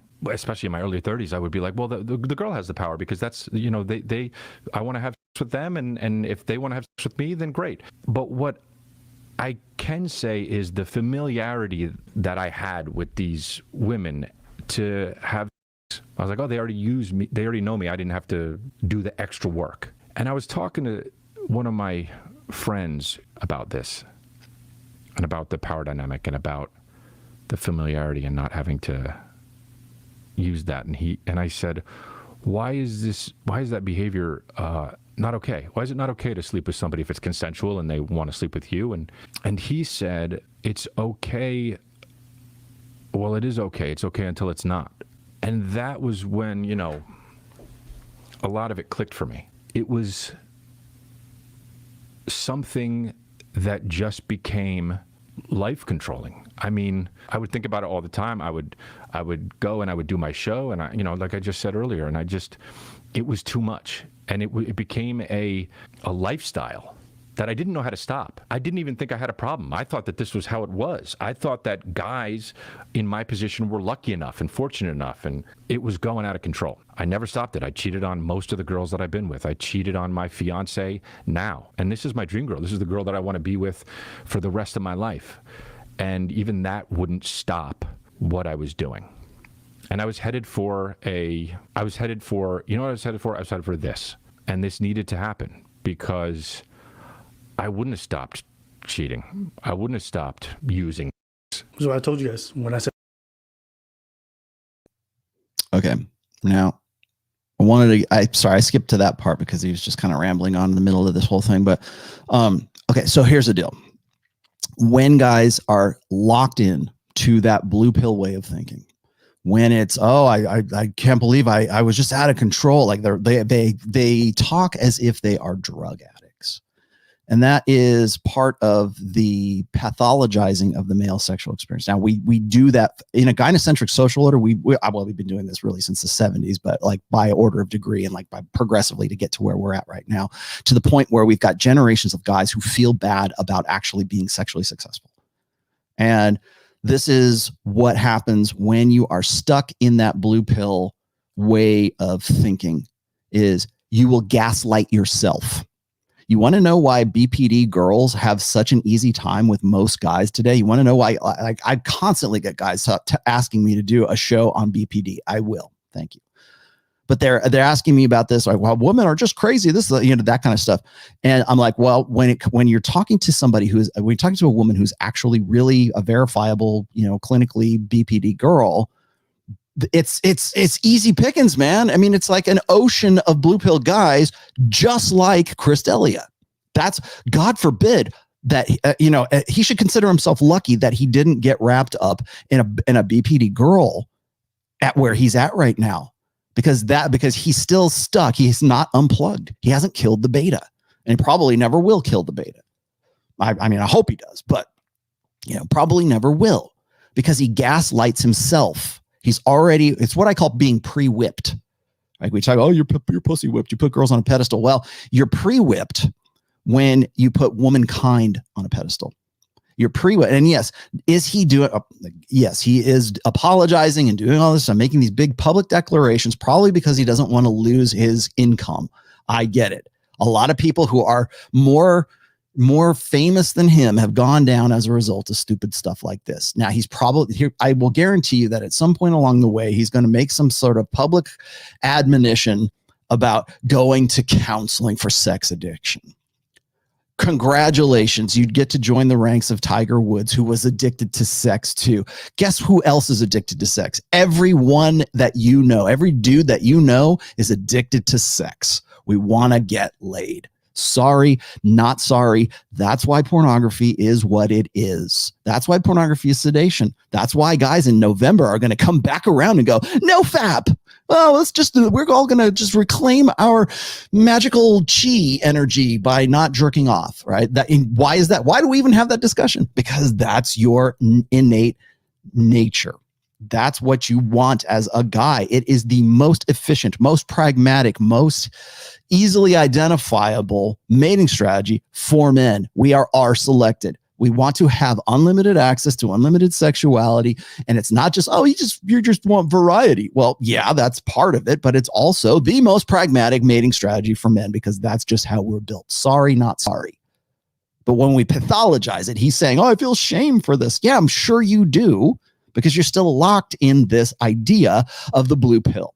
You're still locked into this idea of qualifying to a female narrative, to actually fulfilling a female mating strategy. That's what the blue pill actually kind of boils down to when you think about it.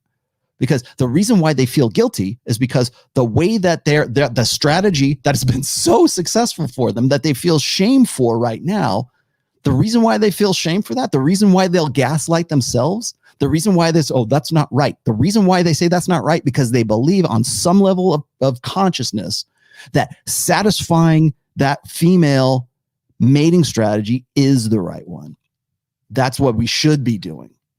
That's what I've said this in other podcasts when I was talking about monogamy and versus like promiscuity, or monogamy versus poly, right? And why monogamy is a good thing. I'm not saying it's not. It's been a very, let's say, balancing social factor for societies all throughout the ages, right? Well, certainly since agriculture, right? But that's where we are monogamous by choice. We are monogamous by design, but we are promiscuous by nature. And the reason why we have the mythologies we do, the reason why we have dream girls, like you just said that a second ago, my dream girl, I blew it with my dream girl. Why? Because I was pursuing my innate mating strategy by what's actually serves me best. And even these guys, even Abba and Preach were saying, I'm glad I didn't have this when I was 19. Apparently, even when you're 30, it makes you're still screwed, right? It's too much, too young, too fast. He even said that it was too much. It was too much. Yeah, it was too much because your head's not in the right space and you don't understand where you're at. You don't understand how to leverage that. You don't understand how to capitalize on that. Spin plates, right? But you don't have to marry all of them, and you don't have to feel bad about it either. That's the thing that gets me, is like when guys are like, that's the gaslighting. It's gaslighting yourself. It's convincing yourself that there's something wrong with you for exploring or for participating in your own mating strategy. God forbid you actually think about yourself. I forget which, the guy in the hoodie right there is about to say, oh, you need to think of others. You need to be more considerate and compassionate, blah, blah, blah, blah. All right. Okay. I'm not saying that that's necessarily wrong, but where does that come from? Where does that thought pattern come from? Why do we even consider that? And a lot of people will say, well, of course it is. Yeah. Like it seems like it's self-evident, right? Or it's like just common sense. No, it's not. It's because you are the product of at least 4 generations of gynocentrism teaching you exactly that, teaching you that you should feel bad for that. Because I'll tell you right now that the girls on TikTok, they don't feel bad about that. They don't feel bad about playing the field. They don't feel, in fact, they are very, very proud of that fact right now. I'm going to show you something here in just a second. They're very, very proud. Actually, you know what? Let me just go grab that real quick. Hang on one sec. I got to throw this one out there. I'll come back to that in a second. But I want to share this with you. This is what I'm talking about. And where to go? This is what I'm talking about. Do you think these girls right here are upset about their sexual strategy? Because I don't. I got expelled from my old school for fucking my teacher. Yay! I hooked up with my Uber driver while my boyfriend was passed out in the backseat. Yay! I fucked my ex's best friend and he still doesn't know me. Yay! The school thinks my sugar daddy is my real dad because he signs me out every week. Yay! I had a crush on my teacher, so I started dating his son so I could come over. Yay! I got expelled. So there you go. Sorry, I that probably had some echo on it. My bad.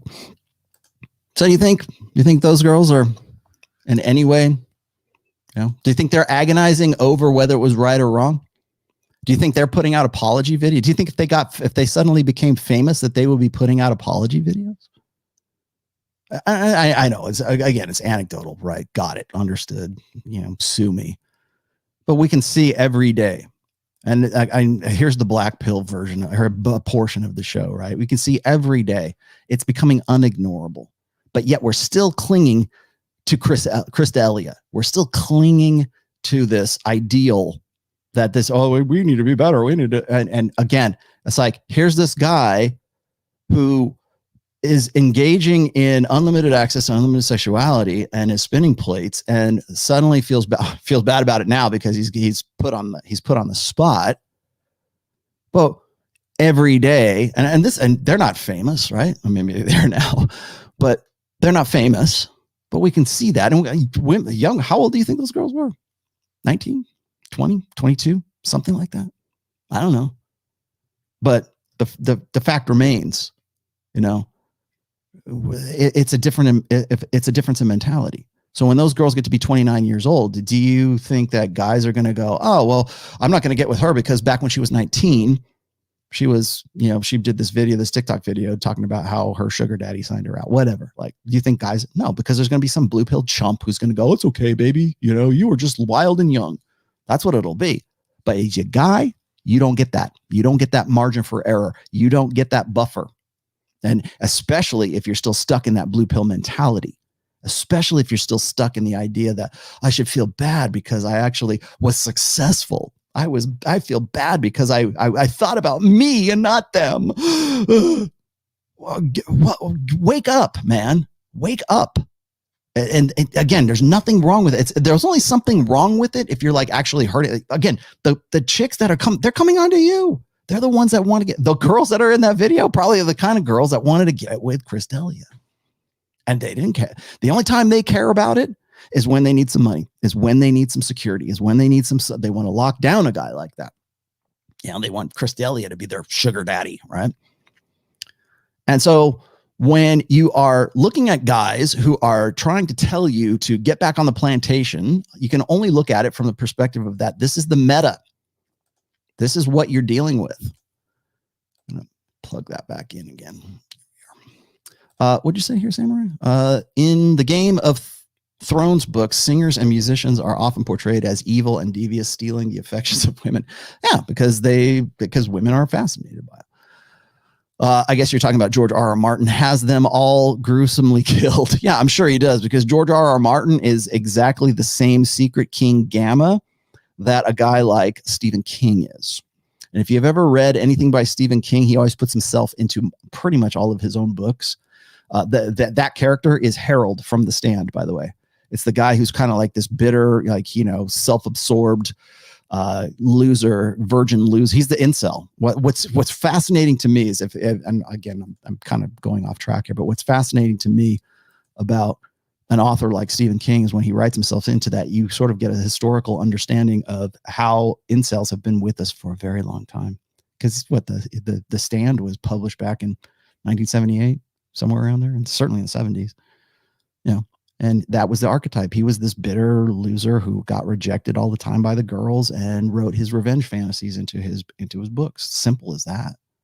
But that existed way back then. So don't think for a moment that incels and gammas and secret kings and all that other stuff that we talk about, don't think that that's some sort of product or some new thing that's going on right now. It's not. It's been around with us throughout human history, really. But let's see. Zomboy, did I get to you? I did. No, I didn't. Here you are. Don't apologize for shit. Yep.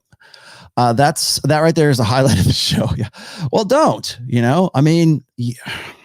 I should probably read you this part of, what was it?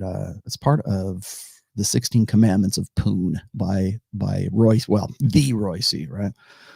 And one of them is don't apologize for anything, or you're given for the duration of your relationship with a girl, you're given 2 free I'm sorries, and that's it. Everything else is, you know, mistakes were made, whatever. Because what happens is once you start apologizing, and particularly now in a feminine primary society, or, you know, primary society, contrition is expected. And so when you don't apologize, when you don't cede, when you don't, I'm sorry, because it doesn't work. I think a lot of guys, and particularly beta blue pill men, think that confession is good for the soul. Right? They think that, well, you know, open communication solves everything. So I'm just going to go on live and just say, I'm sorry. Guess what? You're fired. You're canceled. You're erased. And you know what? Any time in the future where maybe you recover, where you kind of get back on top of the game again, anytime you feel like, you know, being the cock on the pile of shit and crowing, that's when you're going to be reminded of that apology. That's when you're going to be reminded of you're actually a sexual predator. That you will get that forever from then on out. So best not to apologize, particularly not to the mob. What'd you say?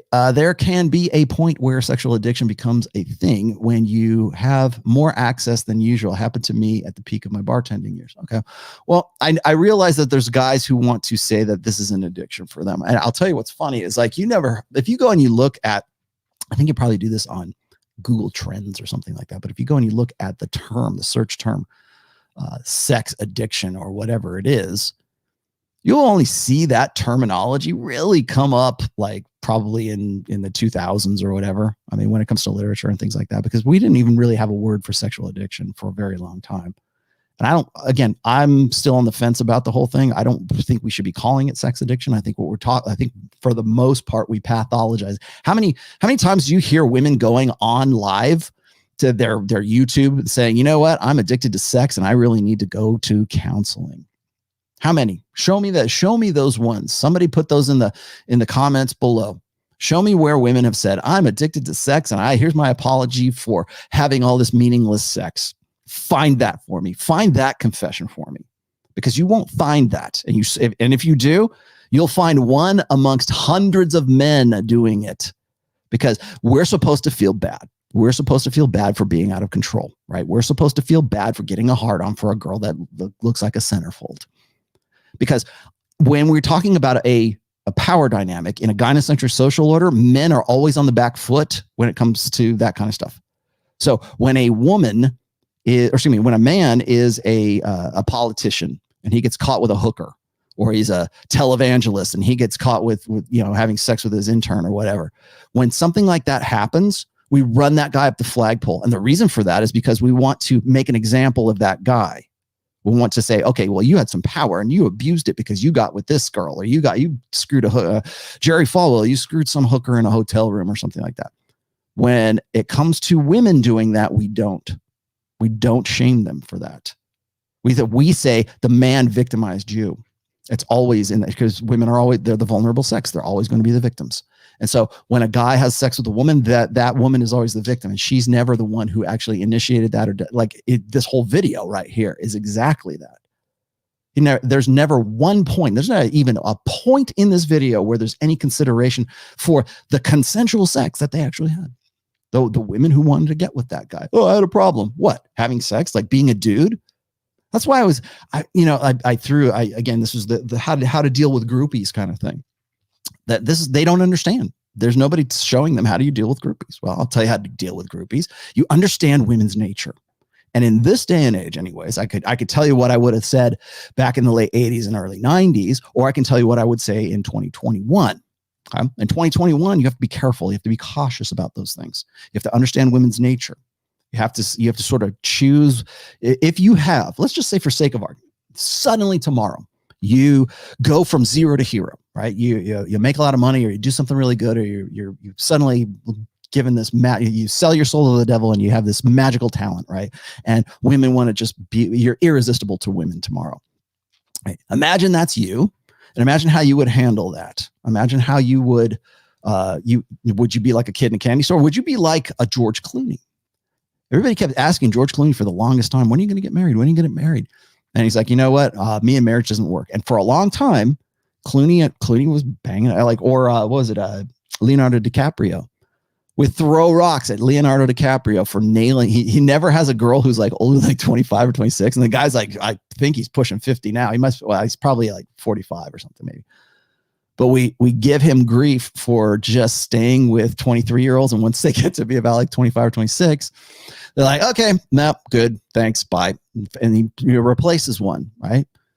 And we give him a pass because he's Leonardo DiCaprio, but we're not going to give Chris a pass. We're not going to say he feels like he has to apologize. Do you think Leonardo DiCaprio feels like he has to apologize for that? I don't think so, because he understands it. He learned it. He picked it up. Like these guys are saying, oh, you need somebody to help you and be a mentor. Yeah, you probably do. And there's a lot out there. I hate to pat myself on the back or whatever, but it's like, you can come read my book. You can listen to this stream. You can listen to a lot of other guys' streams too. In the Red Pill, the resources are there. But do you think he has to apologize for that? Do you think those girls in that video are going to apologize for that? No, they're not going to. They're not going to apologize for shit.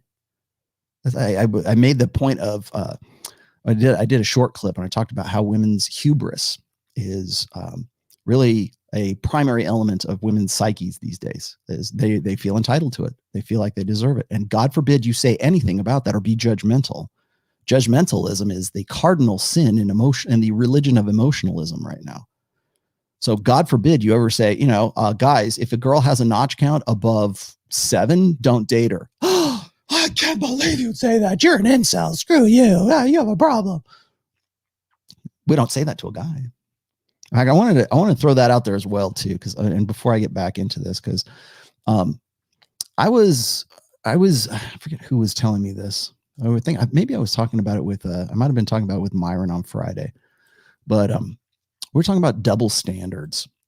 And in the show that I did with him and the young ladies when I was out in Miami in January, one of the young ladies said something about a double standard.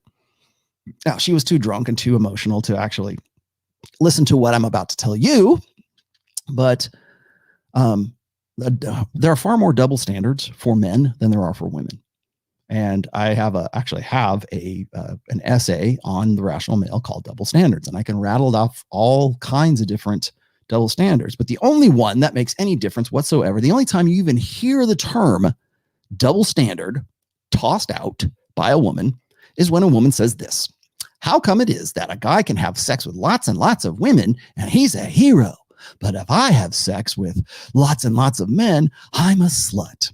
Well, you're probably going to hear some iteration of this snappy little repartee, which is, well, a lock that has that's opened by, what is it? A key that opens many locks is a master key, and a lock that lets in any key is just a shitty lock, right? And that's funny, and guys love that, and black pill guys are like, yay, thank you for that nice little, trope that I can bring out anytime I want to. And it's funny, and I get it. Yeah, I understand the allegory, but the fact of the matter is this: is men and women are different. That's why. And sometimes it ain't fair. Reality is sexist. The world is sexist. The world has advantages and disadvantages depending on what genitalia you were born with. It depends on what body you were you were born into, right? Your brain is wired because you're either male or you're female. Simple as that. You have different hormones. We have different endocrine systems. We have different differing, let's say, chemical cocktails. Okay. Again, I'm not an endocrinologist. Our brains are wired differently. The genetic differences in men and women goes down to the cellular level. Those differences are created in the womb when you are just a little, you're in the larval stage, right? Those differences are right there. The X and the Y chromosome, or the X and the X chromosome. There you go. And until you are willing to accept that, until you can actually say, you know what, there are genetic differences, and this is the reality, this is the empirical reality that I live in, and it's not about social constructivism, and it's not about blank slate equalism, it's not, until you are willing to accept that, there's no reason to have that conversation. Because the double standards that women have, you'll notice that they never talk about double standards in any other context. It's always that context. Well, how come I'm a slut? Well, because you're trying to live like a man. Because men's sexual strategies are selected and women's should be, selected. You should be interested in quality, not quantity. And most women are only interested in quality. And they won't say that, but it's true. That's why Chris gets play when he's suddenly successful. That's why he's got women who want to just he was even saying himself, the conversation is minimal, man. That's that mode one right there. The conversation is minimal. I'm DTF, you're DTF. Yep. Okay, let's go, baby. And that's all that mattered at that point, was having that sexual experience. And I'll tell you this, another guy, this is I'm talking about a guy who's a comedian, a stand-up white boy comedian, and good looking dude. Don't get me wrong, but he's not yoked. He's not, I mean, it's funny, right? But he's a good looking dude, but he's not built. Now imagine you have some talent. Maybe it's athletic, maybe it's musical, maybe it's whatever. You have some sort of talent that people pay you for. You're nice to look at, and you're built, and imagine that guy. Imagine what that guy has to go through. I'm not saying it's something to be sympathetic for, but imagine his experience is probably a lot different than Chris D'Elia's. So when you hear double standard, remember that whenever, and particularly from women, and you'll hear it from these guys too, because these guys are feminized men. is they'll start talking about, oh, you need to have meaningful sex and this and this and this. And it's like, well, okay, but if I am in any way judgmental of women, then I'm a bad guy for that too. It's like like I said, men today are always on the back foot when it comes to their sexual strategies. So when a woman says, oh, it's all about double standards, double standard, double standard. Well, there are consequences to that. There's empirical provable data that shows that when women have higher notch counts, there are consequences that are part of that. For men, not so much. Why? Well, because men can separate the sex act from the emotional investment. For women, not so much. Although we are conditioning women so that they will, but in a natural state, in women's innate mental firmware, women tend to invest more emotionality into the sex act. Does it sound like these guys are doing the same thing? Does it sound like Chris is doing the same thing? Does it sound like he's gaslighting himself to believe that he's bad and needs to atone for his sins because he is pursuing his innate mating strategy rather than staying loyal to the cause, staying loyal to the female sexual strategy? Blue pill. Here's the quote for this show. Blue pill men will always feel bad about not fulfilling women's mating strategies. Always. They will always feel like they're not supportive. They're not holding her up. They're not lifting her up. They're not whatever it is, empowering her, whatever it is. Because when we talk about strategic pluralism theory, and that's, of course, guys who are the lower 80% of guys who invest all of their reproductive effort into one woman, and they're pedestalizing womankind. When they don't do that, they feel wrong. They feel that something's bad. When they see another guy doing that, they try to police that guy. Or they use that guy as an example to police other guys. That's what I mean by the meta male space.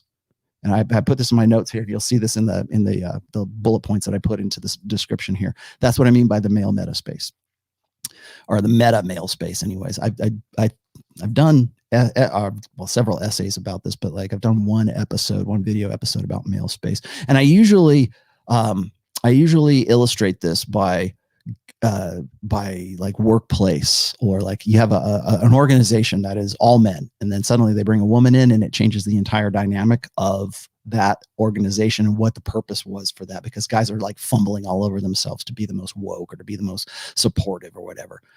And it becomes the organization then becomes about supporting women and what fempowerment, right? It comes about empowering that woman rather than whatever the original idea was for that particular thing.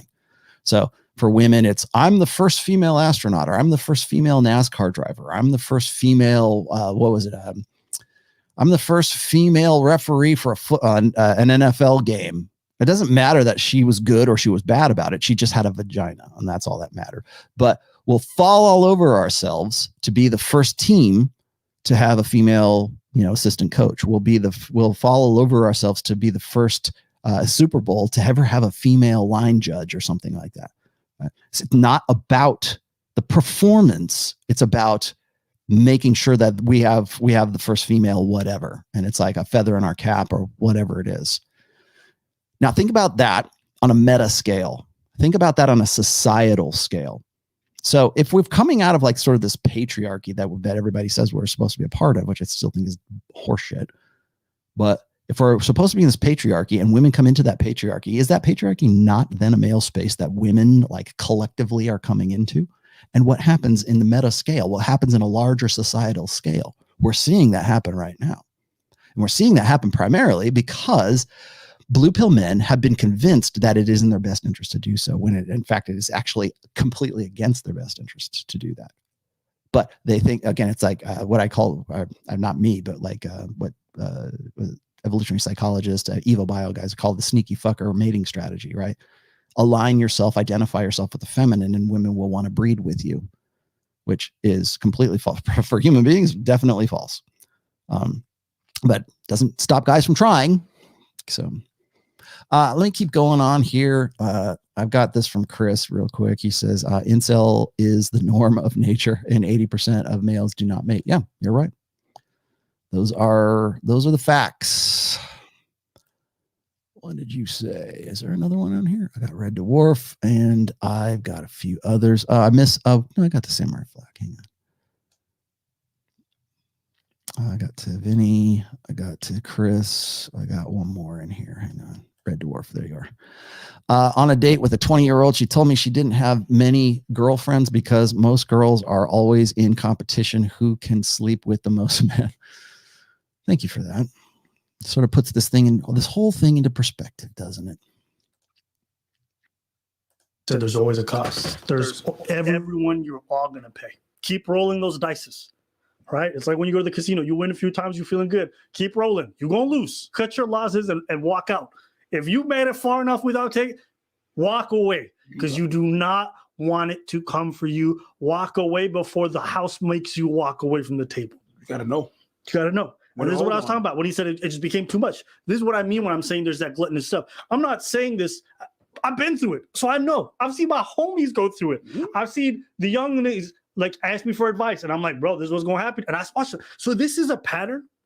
I kid you not. Literally every dude who I've ever known who's got, a body count or, if they've done a lot of dirt, they go through this process. You got to know. Yep. So I have a chance here to, and I have been doing the work and being somebody who is a role model for my son, and I want to do that, and I can't stress that enough. I can't go back, and I can't fix that part of me, that hole in me that was trying to be filled with that, the loneliness on the road, or the fear that I felt, or the insecurity that I would try to chase and just conquer with sex, and it was out of control. So I have a chance here to apologize to the people who got caught up in that. So some of you are wondering, why is he apologizing? What's there to apologize for if you didn't do anything wrong? Again, you could have done something that isn't necessarily evil and still be incredibly selfish. You can hurt people around you with your selfishness and it not necessarily be a cancer. All right, let me stop it right there real quick. Over here. So a couple of things. We'll get into the selfishness side of things. As you probably guess, I'm going to tell you a little bit more about enlightened self-interest. I would not worry so much about guys turning into like jerk asshole, semi abusers, because for the most part today, most guys aren't having sex. They're not indulging in anything remotely like what Chris D'Elia has been able to had the access to. These guys, I don't know what your personal history are, guys. Again, I like you a lot. I like your other videos pretty well, but it's like, at what point do you acknowledge the fact that most guys aren't even going to have this opportunity? They're never going to come to it. So what you're saying to most guys right now is like the guys who could get to this point, there's going to be consequences for being promiscuous, right? Well, we're happy to tell that to guys today, but we won't. Well, God forbid we even open our mouths about it for women. God forbid we ever say, you know what, you shouldn't be a slut. No, you know what, you like the girls in the Twitter video I just showed you a minute ago. Where's that video? Where's the video that says that? Where's the video that's saying, because honestly, if you think about it this way, if a guy, you guys have been saying in the chat here just a minute for a while, is that, most guys are going to be in that 80%. They're not going to be incels, whatever, but they're going to be low SMV guys who are never, they can read about it in books. That's about it. Like indulging themselves in unlimited access to unlimited sexuality is something that is reserved for pornography. They can jerk off to it and have a new girl every night, and the girl never gets a headache. And, now that causes other problems, right? Well, now he's a loser. Now he wants to get with a sex doll. Now, whatever. Okay. We can talk about that, but we don't want to talk about it when it comes to women, because women are for the most part, women are just like Chris D'Elia. The girls in that video, they all have the same kind of access that Chris did. Because they're young, they're gorgeous, men want to get with them, and they fall all over themselves to do so. So the kind of access that Chris D'Elia had, or Tommy Lee, or Nikki Sixx, right? Or if you've got groupies, and suddenly you have access. And I enjoyed this for a little while myself, right? Having that access. So I know where I'm coming from. I was in the same time period, as a matter of fact, as some of these rock stars. I'll tell you what's funny is like, that's how easy it was back then. At least for me, anyways. That's how easy it was. That was the situation. That was the social order, at least in Southern California, right? In Hollywood, in LA. That's what was going on back then. And so if a guy like me can have that at that particular time, it's like I don't know. It says something, I think, about the times. But anyways, but women have that access. And particularly young women, young, attractive women who are 21 to 25 years old, somewhere around there. And granted, they lose that a little bit, but they never have any frame of reference when it comes to, you want to know why women don't feel guilt or have any kind of insight there. They're not putting out apology videos like this. Why wouldn't these girls in the Twitter video put out an apology video? Because they don't have any frame of reference for that. Why would they? They love it. They're hubristic about it. They're proud of it.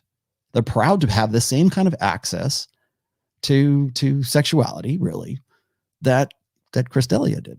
Is it about the sex act? No, not so much in this case. Remember what was it? Everything is about sex except for sex. Sex is about power.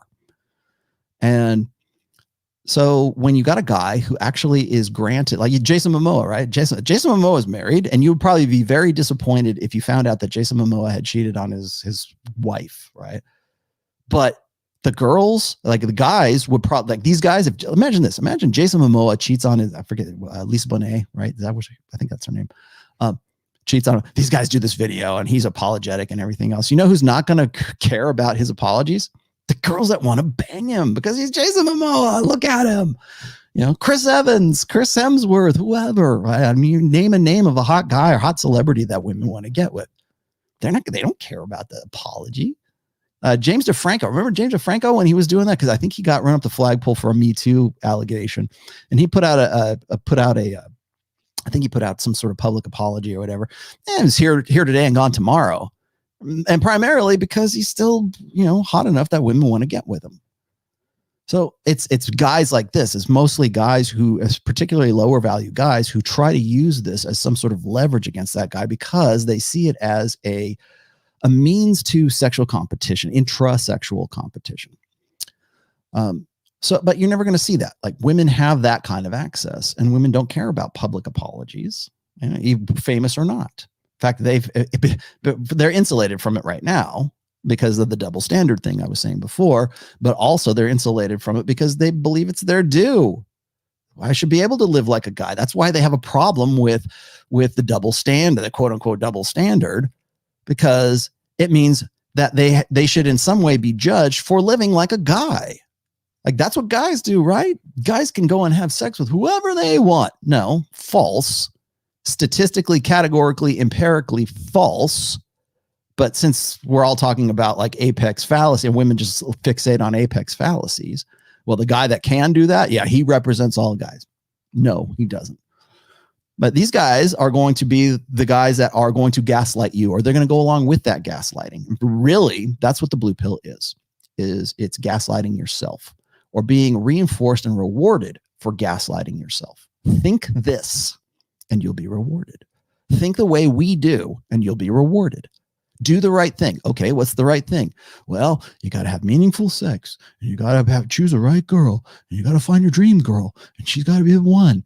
And then you'll settle down. And when you know it, you'll know it. And you're a great guy. You just got to wait for the right one to come along, and the clouds will part, and the angels will sing, and there she is. Lights will shine down on her, and you'll see her across the high school gym at the dance, right? That's the mentality. Not literally, but that's the mentality. Put it all on fate, right? Make it. In fact, he even said that. The guy in the hoodie, right? I'm sorry, I don't know which one is Abba and which one's Peach. Maybe he's Preach, right? But it's like luck. It's all about luck. It's all about fortune, and that's what most blue pill guys believe intersexual dynamics are about. You got lucky. Did you get lucky last night, bro? That's why we call it luck. Oh, I'm so fortunate to have this girl. Oh man, I didn't realize how special, how meaningful it was. Well, yeah, but I'll tell you this, is you will have a much better appreciation for your specialness of your monogamous situation if you've already had a lot of women and you realize that a lot of those women aren't all that special. The girls that are in that video are so proud of all their escapades or whatever they're doing. How would you like to be the guy who's actually nailed like 4 or 5 of those girls, and you meet a girl who's actually not like that, and you go, oh, I can figure out what's good and what's not. It certainly puts you in a better position than if you're the guy that's always, please, can I have some more, baby? Please, I'm so lucky to have you. And that's where they go with this. That's why they think of dream girls. Oh, she's my dream girl. There is no dream girl. There is no one. There is no soulmate. There are good ones and there are bad ones. But there is no one. And as long as you think that, as long as you put this ephemeral, esoteric, magical thinking into the whole thing, you're going to be on the back foot. Just like this guy, just like these guys. Offense that needs to be in the news, all this other stuff. We have a problem in this country where we're teaching young men that they have to overvalue, doing a lot of stuff and sleeping with a lot of women, right? Yeah. And that we don't teach them what the consequences of that are, and you're watching it on a big stage. So does he owe people? Yes. I mean, I've owed women apologies, but okay, I probably should have got to that part first. So I'm going to throw this up here real quick. No, we don't. We don't teach men that. In fact, we teach men young men, exactly the opposite. We don't teach them that. In fact, they're doing it here in this video. Tacitly, they're doing it in this video. But it's, you had sex with a lot of women. Oh, that's so bad, dude. What you're doing is you're teaching a lesson that you shouldn't do that. You're actually teaching what you say is being taught. You're teaching against what you're saying is being taught. It's nonsense. And I can prove to you that it's nonsense. Here we go. So these are stats from the General Survey study that was in, this came out in 2019, I believe. So here's this one. Oops. Let me, well, you can see that. Okay. So what this says is the young are driving the decline in sex. This is from the General Social Survey. This is from the Washington Post, but this is from the survey research that was done. This is actually the Washington Post did the blog article for this. This is the share of men and women between the ages of 18 and 30 reporting no sex in the past year.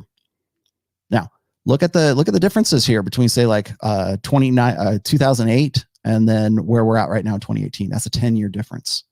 Look at that sharp, and I'm not saying that women don't, isn't higher too. It is.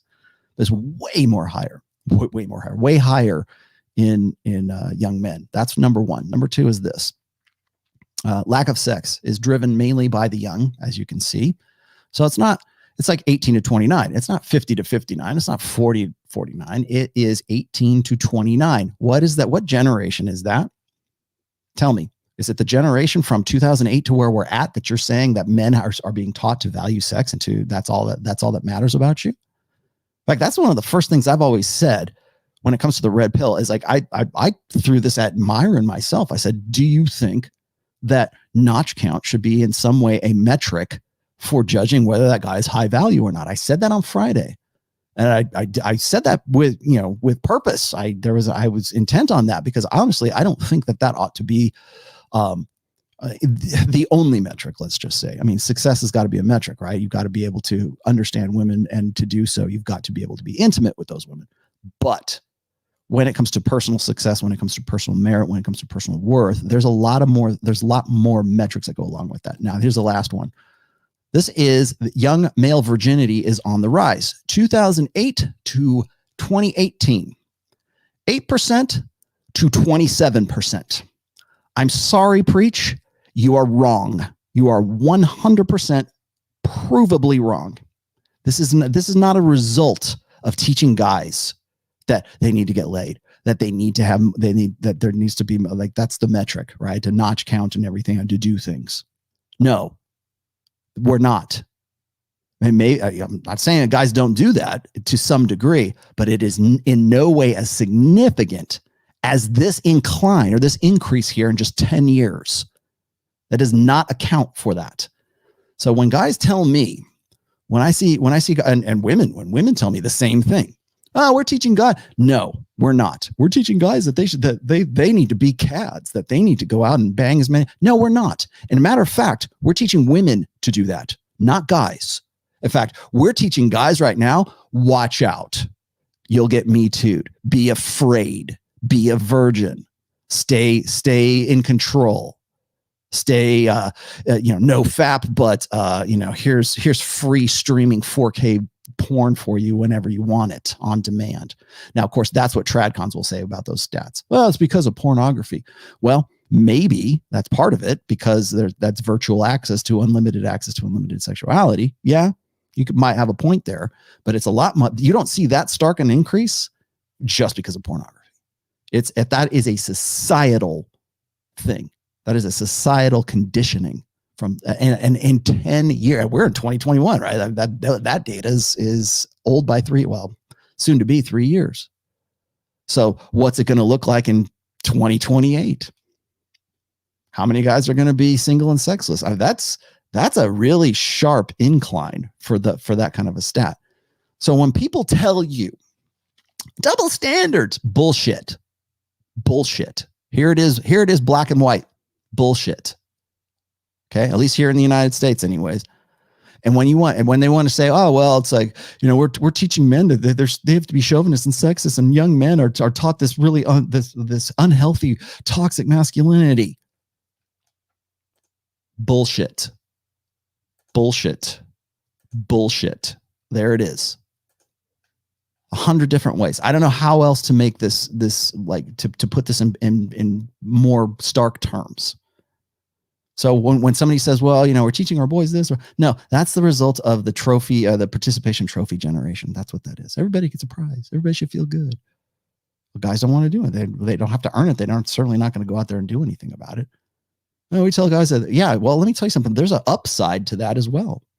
You want to get laid? Yeah. Okay. Well, I'm part of the 80%, so I've got to figure out some end run around the hypergamous filter. How am I going to do that? How am I going to get creative? How am I going to be innovative? How am I going to learn game or learn to code or learn to be a better guitar player or baseball player, whatever? How do I do an end run around that? Well, if we're teaching all guys, if we're not teaching guys to be competitive, if we're not teaching guys, hey, you know what? There's an incentive. You get laid, you have kids, blah, blah, blah.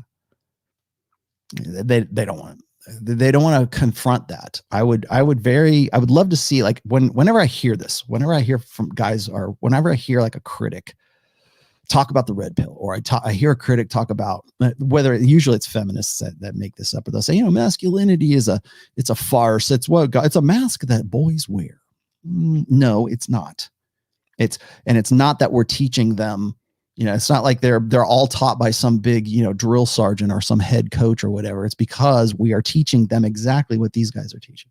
Oh, you need trust and communication and feelings, and it's all emotionalism. You want to know why? You want to know why this is here? Emotionalism. That's why. I will keep going here in just a second, but I wanted to throw those out there because those are stats that a lot of people just don't want to confront. We don't want to confront the fact that the age of first marriage is 29 for men and 28 for women. 29 and a half for men and 28 and a half for women in the United States. It's even, thank you for digging this up, by the way. Somebody, I forget who gave me the stats, but like in the UK, it's even later than that. And some other, for most kind, yes.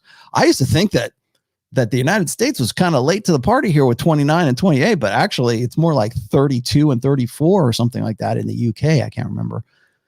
Well, I was looking at that. So, but why? Why is that? Is it because we're teaching guys that they just want to go out and bang girls? No, it's because we're teaching women the exact same thing.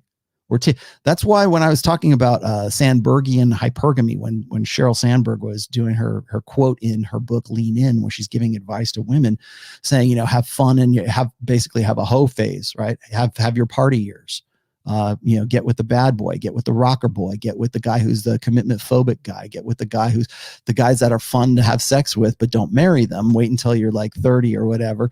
And then get with a guy who wants to be an equal partner and wants an opinionated woman. And all. Now that was I'm paraphrasing, but that's actually part of what she was saying. We're teaching women that preach. We're teaching women exactly that. That's how you get that Twitter video, or excuse me, the Tinder, TikTok video. Yeah, that's the result. Who's teaching them? Who's going to tell them not to do that?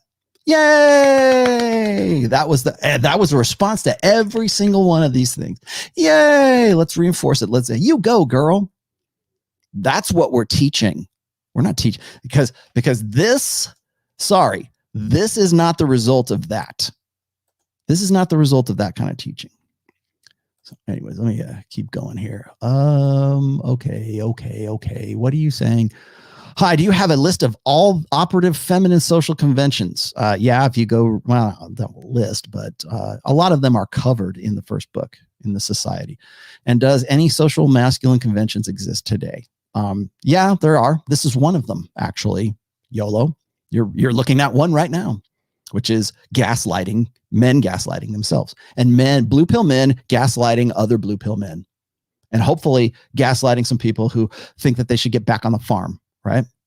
Look at what Roosh is doing. It's prodigal son is what this is. We were right all along, and now you went out there and you banged all those girls. It was hookers and blow for 10 years, Chris D'Elia, and now you came back to the fold and you realize that it's all about meaning, and it's this ephemeral thing, and now you're 40 years old. Come back. It's religion is what it is. It's really religion. People giving me grief about like writing a book about religion. It's so much more than just about that. It's social conventions. It's why you believe things. It's about belief, really. The fourth book, this book right here, that book is about belief. It's about why we believe. It's about magical thinking. And that's not necessarily, again, I didn't say that's a bad thing. It's a good thing. Read the book and you'll understand what I'm talking about. But like everybody thinks, oh, this is just shitting on religion. No, I'm not shitting on religion.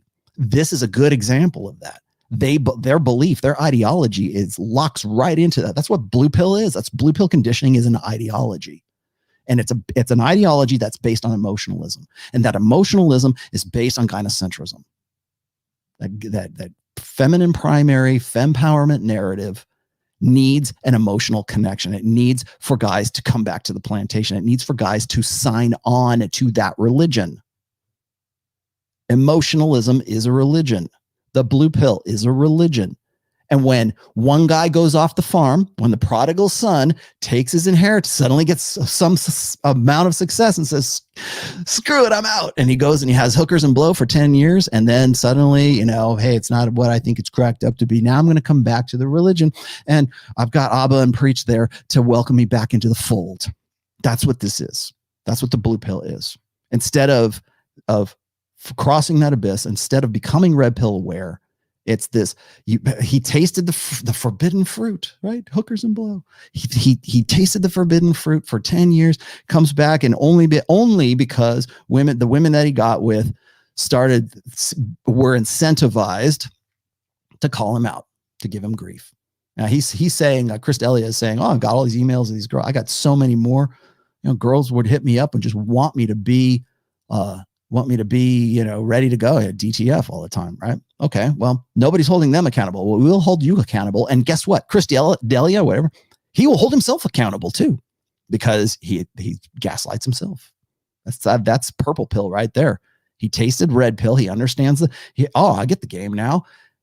But if you don't learn from that and you don't, unplug as a result of that, you're purple pill. You're going back into your blue pill ideals and hoping that you're going to make things work out in that. But it won't. Here's my prediction for the future for Chris and guys like Chris. You can't go back. You're not going to plug yourself back in. Once you've had that access, it's really hard to go back to the old blue pill way of thinking about things. Like, oh, this is really the right way I should be doing it. Unless you really want to convince yourself, unless you really want to live in denial. Now, I'm not saying people don't. Like, shit, people make a living off the purple pill. But it's denial. It's the denial of the aspects of the red pill that invalidate blue pill ideals. But we still run it really bad. No, well, you can't have it. No, but I really do. And so now I'm going to go put on a chicken suit and pretend I'm a chicken. No, you're not. You understand what you are. And that's not crossing the abyss. That's you, YOLO. What else did I have here? Simple Fly says this: when a man says, I'm sorry, is he saying I apologize, or is he saying I am sorry individual? I'm a sorry individual.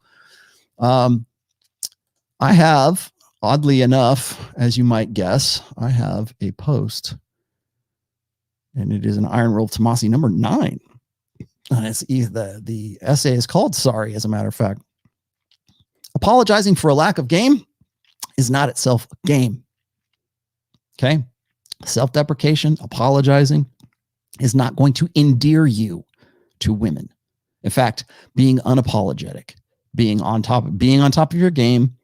First of all, it's better that you would never have to have anything that you would apologize for. But most guys are Johnny on the spot when it comes to apologies. In fact, this has inspired me for something here. Let me hold on one second, because I didn't have this called up, but I think this is very much necessary. So there it is. Okay. So I'm just going to read this to you really quickly. This is from the 16 Commandments of Poon. And this is commandment number 8. Okay. So this is what Royce had to say. Okay. Props to Royce. This is not me. This is Royce. I'm reading this. Okay. Roll Tomassi is reading Royce. There. Is that credit enough? Thank you. Number 8. Say you're sorry only when absolutely necessary. Don't say you're sorry for every wrong thing you do. It is a posture of submission that no man should reflexively adopt, no matter how alpha that guy is. Apologizing increases the demand for more apologies. She will come to expect your contrition like a cat expects its meal at a set time each day. And then your value will lower in her eyes. Instead, if you have done something wrong, you should acknowledge your guilt, but in a glancing way without resorting to the actual words, I'm sorry. Pull a Bill Clinton maneuver and say mistakes were made, or tell her that you feel bad about what you did. You are granted 2 freebies, and they have 2 freebie I'm sorries for the life of your relationship. Use them wisely. So that's where I come down on this part right here, Simple Fly. Another reason, yeah, a great example, like Preach was just saying just a second ago, it's like, we teach guys to try to get as much as they can, and what about when you are actually selfish? Well, God forbid you actually think about yourself before you think about someone else. God forbid you actually think that, and enlightened self-interest. I can't help others until I can help myself. That doesn't mean you don't help others. That means you help them after you've helped yourself, because you can't help others as well as when you've already helped yourself. That's why. I just don't understand why people can't get that. When I talk about mental point of origin, this to reflexively apologize, to reflexively say I'm sorry. That's the problem. That's what blue pill guys do. And it's not that you shouldn't say you're sorry for like actual wrongs, but consider it. Consider what you're actually saying. Most guys don't. It just pops out of their mouth. I'm sorry. Please love me. What do I got to do to get you back? That's an apology. And when you do that often enough, that becomes your predominant personality trait. Remember when we were talking about vulnerability, like male vulnerability? When women and not a few red pill guys even will say, well, vulnerability, we really need to be vulnerable. Bullshit. That's the thing. That's the default. That's what you're taught. That is the reflex of most guys. I gotta be vulnerable. Love me, please. That's vulnerability. I'm being extreme here, of course, but that's the thought process. If I'm vulnerable, I'll be lovable. No, you won't. You will look like a sad sack piece of shit is what you will look like. Remember what was it? Again, Rich Cooper. If you treat her like a celebrity, she'll treat you like a fan. If you're constantly apologizing, if you're constantly on the back foot, if you're constantly self-deprecating, guess what she's going to think about you if that is your default, if that's your reflexive response is to self-deprecate? Well, guess what? I guess you must be low quality because all you ever do is talk about how low quality you are. That's the thing. That's your predominant characteristic. That's what comes to expect from you. That's what Royce's talking about in all this. And that's what we teach our young men, our young boys. Defer to women. Defer to gynocentrism, defer to mommy, defer to wifey, defer to girlfriend that you hope will be your wifey, defer to female bossy, defer to womankind and the sisterhood, and everything will work out right for you. And God forbid you ever explore your sexual, you ever have unlimited access to unlimited sexuality. Because if you don't, if you do, you won't be a high quality guy unless you know that you've got all this access, and yet you still lock in to women's mating strategy, which that's why you feel bad. You feel like that's why Chris D'Elia feels bad. Because, I did something wrong. I've sinned against the sisterhood by thinking of myself, by wanting to actually have sex. Like I said before, it's like you didn't murder somebody. You just had sex. You know? Oh, I shouldn't have done that. Well, if you're going to agonize over it, what that says to me is that you're still locked into this blue pill way of thinking. And even, like I said, even preach here. Oh, God forbid, you thought about yourself. You're being selfish. For what? For having sex with the girls that wanted to bang me in the first place? That's being selfish? Actually, if anything, it's them being selfish. They wanted me all to themselves. You could characterize that. You can put that into any context you want, man. Any context. So why are you trying to shame men into getting back on the plantation? Why are you trying to shame men? And by plantation, I mean this. Aligning yourself with a feminine primary mating strategy, or fulfilling women's mating strategy. That's what it comes down to. And you should feel bad about that. What? About thinking about my needs? What about my needs? What are your needs? Unlimited access to unlimited sexuality. That's what my needs are. Right now, between 30 and 40 years old, where I'm living high on the hog, again, proving what I say about men hitting their sexual market value peak in their mid-30s. Thank you very much. There we have confirmation of that. But if you're going to feel bad about it, what's the point? Oh, he's having a midlife crisis. Yeah, probably he is, because he realizes, holy shit, I can actually do this and I got to feel bad about it. Well, if you're still blue pill and you don't understand, you don't understand your own imperatives. Let's see, what else do I have? Chris Cruz says this: Rollo, in your opinion, how difficult is it to become a top 20% man when, and what are some of the fundamentals that are necessary? I did talk about this a little bit with Myron on Friday, Chris. That was the first thing out of my mouth, really, with Myron, was, what is it that makes you top 20%? Well, looks, yeah. Well, here's the thing: looks, money, and game. Though that you want to know how you get to that top 20%, that's how you get there. And the guys who are already there, the naturals that you think are naturals, they just learned lessons faster than you did, because maybe they had an advantage, right? Maybe talent made them, maybe attitude, maybe their upbringing, maybe the country that they were born in, maybe they're good looking dudes who are 6'1", right? And have a V taper and a strong jawline and a 6-pack of abs, right? I'm not going to say that isn't important. It is. That's going to probably put you in put it this way. If you look good, that's going to definitely send you on your way to the top 20%. There's other things you still got to be congruent. You got to be heterosexual. You've got to be, you've got to have mental point of origin. Definitely. You got to care about yourself first, and then you can apply that, the outcome of caring about yourself first to other people. Again, it's not about not being compassionate. It's knowing who to be compassionate for as well. I should add. You want to know why I always stress mental point of origin is not so much, it's to change guys' minds about themselves, to give themselves permission to actually be selfish. God forbid you actually be selfish. As I said before, we teach our boys to defer to women. We systematically for at least 4 generations now have taught young boys to not think of themselves first, to be serviceable, to be utilities, to be supportive, to be communicative, to be vulnerable, to express their emotions. We don't teach them to kick ass. We don't teach them to have ambition, because that would be selfish. My God, we can't do that. Why do we have like this generation of incels right now? That's why. We don't teach them to kick out. We don't teach them to be competitive. We don't teach them to actually go and do something, right? It's over for me. I'll never be the top 20%. Well, that attitude, you sure as shit won't. Well, you didn't have a father to teach that. You know why? Because your father didn't have a father that taught him that either. As I said, it's generational. So to say that we are teaching boys this nonsensical idea that they ought to be like, you get yours, man. You be on top of your. No, we're not. We are not. If anything, we're teaching women that at the same time we're teaching men to man down.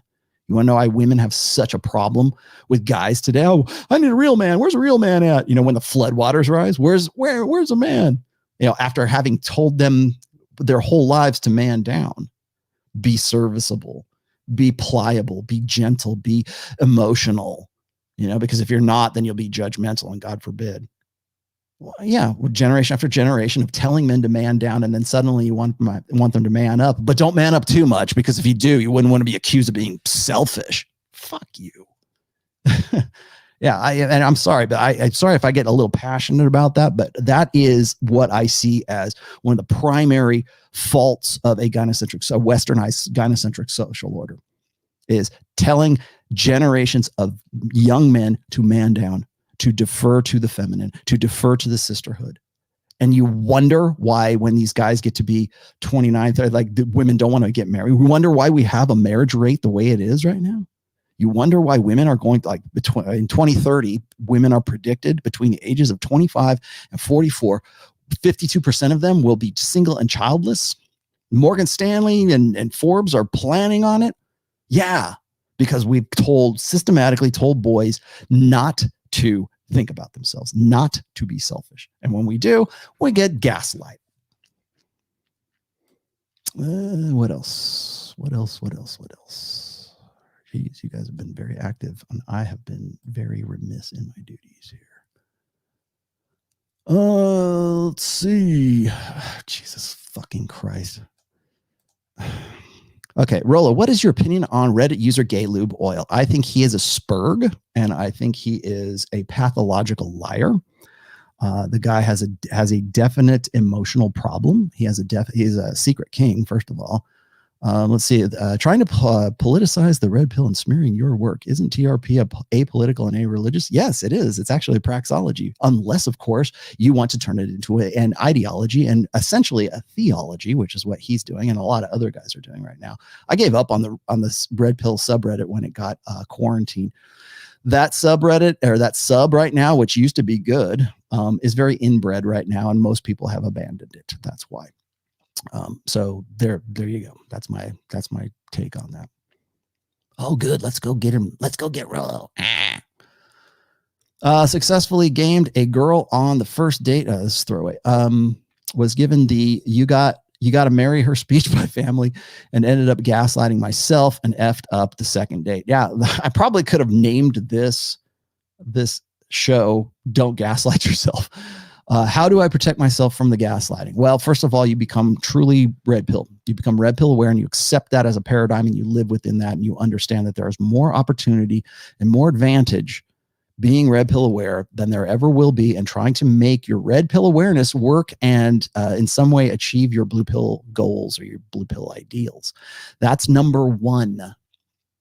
So you don't have mental point of origin until you can accept the reality of the red pill, what the awareness that the red pill sort of presents it to you. Some guys want to say that's being MGTOW or black pill, whatever. I don't care. But you've got to be able to cross that abyss. That's number one. So, because you need to start here's how you do it. Throwaway. You unlearn that which you have learned. You only get what you've gotten.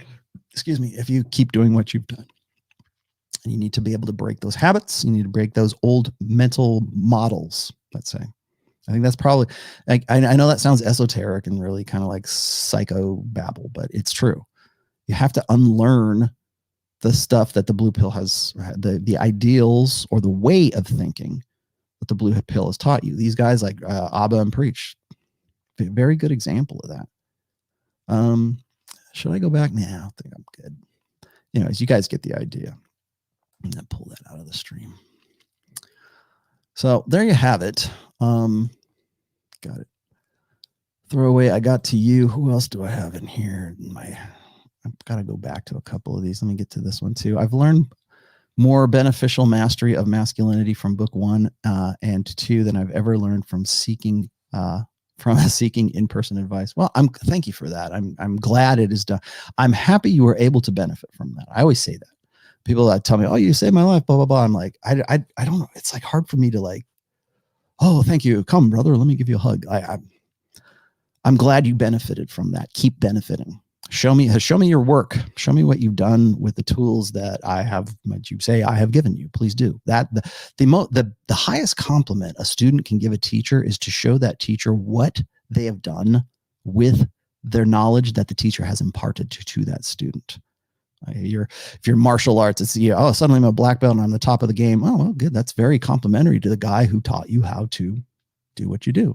I'm always wondering I'm always wondering how people came to my work. That's the first thing I ask. If I ever meet you in person and you want me to sign your book or whatever, I'm happy to do it. But the first thing out of my mouth is going to be like, how did you find me? How did you come to like even look for me? Because it's not like I advertise, right? I mean, I'm on Twitter maybe, but you're probably not going to find the Rational Male in some sort of, in your sidebar, AdSense things. So you're not going to find the Rational Male there. So I'm always curious about that. And then the other thing I'm curious about is like, okay, so I love your work. I remember reading you in SoSwap. Okay, great. What have you done? Tell me, like, how's your life? That's going to be the next question I ask you. My mother, oh boy, keeps asking me for grandchildren. How does that fit into the narrative of men fulfilling women's sexual strategies? Well, because your grandmother or your mother who wants to be a grandmother wants to see fulfillment of that. Maybe this is going to sound a little weird, but honestly, I think that's sexy son's theory. Like she wants her son to get with a high quality woman, like, because women only see mating strategies from their own frame of reference. She wants you to get with a high quality woman, whatever that means.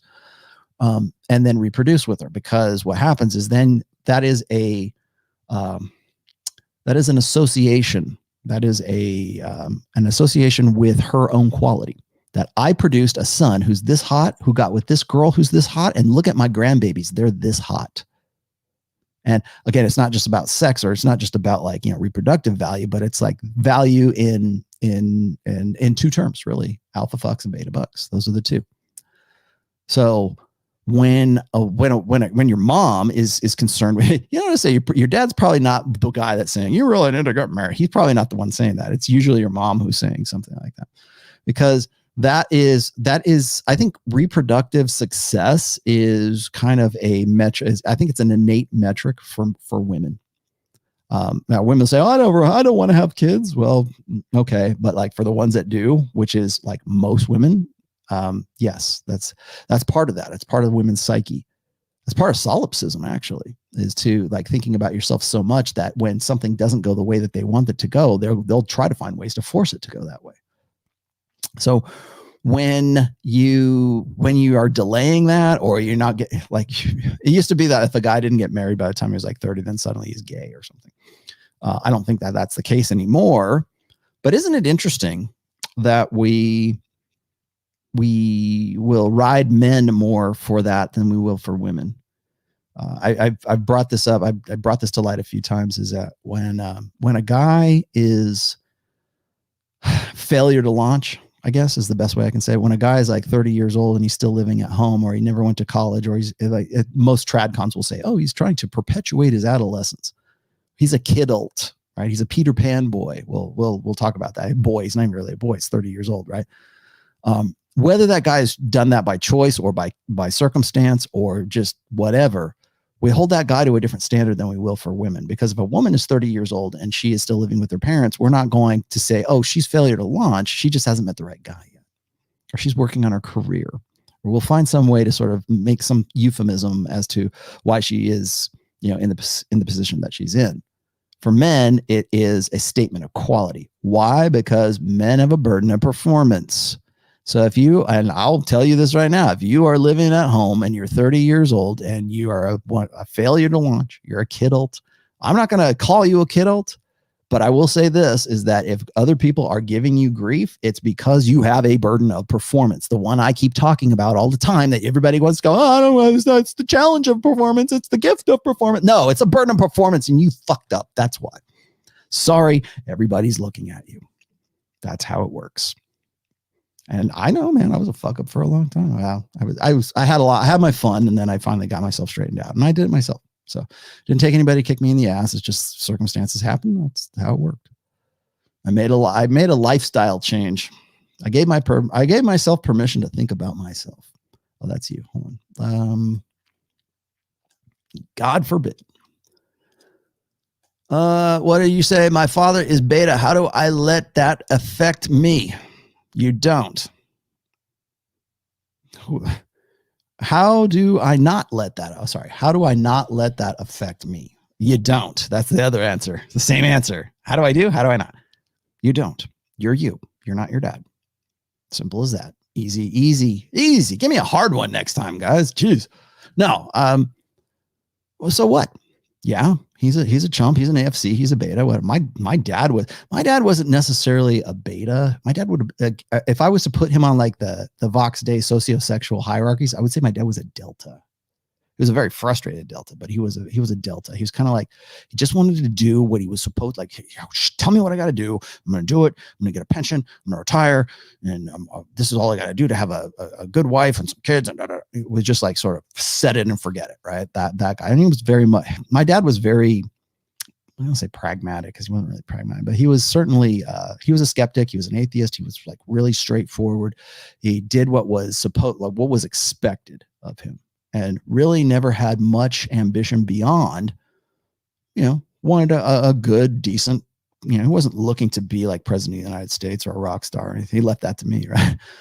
But yeah, very much a delta. But you're not your dad. You get to, here's the good news, Ahmad. You get to decide who you want to be. How awesome is that? God, that's a great thing. Isn't that awesome? And guess what? Your personality is not set in stone.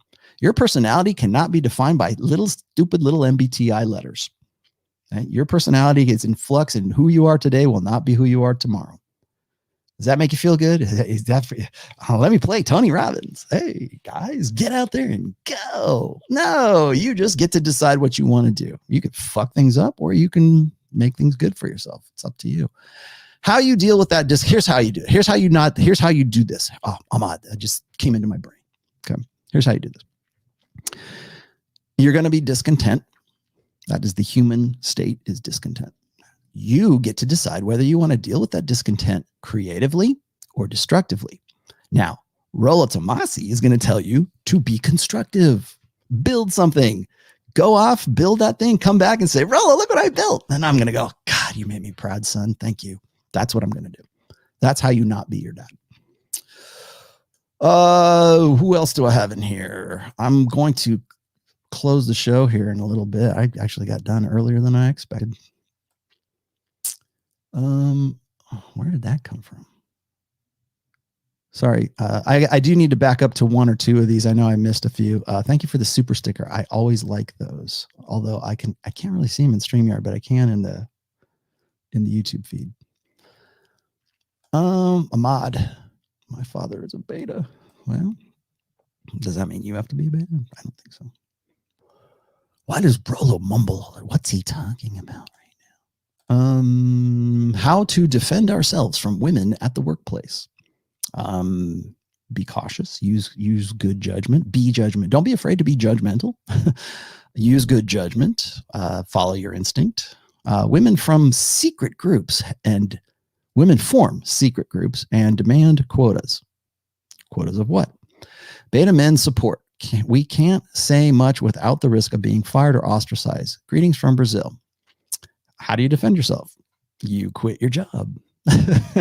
You create your own line of work. You do something different. Refuse to work in those conditions. That's the easiest way. Don't work in those fields. Don't be there. What is it?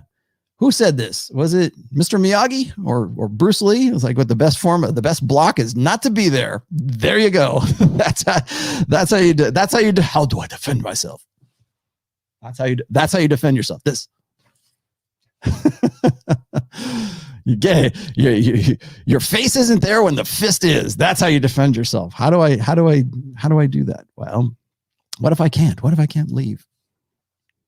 First of all, create a life or create an ambition that you will achieve success by leaving, by getting out of that situation. Your success is finding a way to become financially independent and not having to work in that situation. That to me sounds like a really great idea.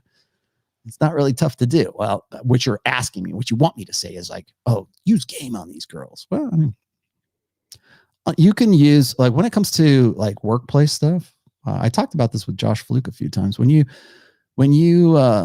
talking about like when you have coworkers that are female, it behooves you to know game. It behooves you to be red pill aware, because when you know female nature, you will have better work relationships with women when you are red pill aware.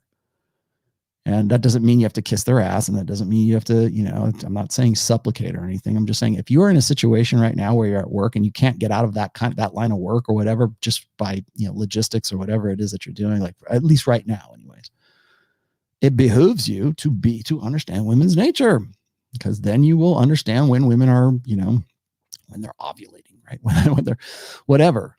When you'll understand why women at certain phases of maturity are the way that they are. You're better off educated than uneducated. So how can we all, I'm doing my part. Are you? How can we all do our part to help fix blue pill beta mankind society? You can't, and you shouldn't. We are red pilled, but it doesn't make the world of women better for us. No, it doesn't, unfortunately. This is going to sound really, really conceited. I have 2 essays called The Utility of Beta Men, and it kind of goes back to the workplace thing here. When you see guys like, here's a great one, like Krista Elia, this whole episode has been an exercise or an illustration of this. You can use beta men to your own advantage. And that might sound very Machiavellian to you, but it's true. And most guys will do this anyways, because you know what? Beta men will use other beta men to do the same thing. But beta men have a utility. I'm going to, people were asking me about doing an episode. Maybe I'll probably do a short clip on this, like maybe a 20, 30-minute clip on the boyfriend destroyer and amogging. And that's old school PUA stuff. Yes, I know, but it's getting bastardized these days. And I want to make sure that at least my guys, the guys who are following me, you guys who listen to this, guys who read my books, that you have a good, proper, well-rounded education in the red pill. And amogging is not height mogging, and not looks mogging, and dick mogging, and that mogging, and this one, and money mogging, whatever. Come on, man. Just come on, please. Oh, where did that come from? I don't know. Why do we call it mog? I don't know. Well, let's just call it that. That sounds funny. Okay. Amogging is alpha male other guy or alpha male of group, depending on which PUA you think actually coined the term.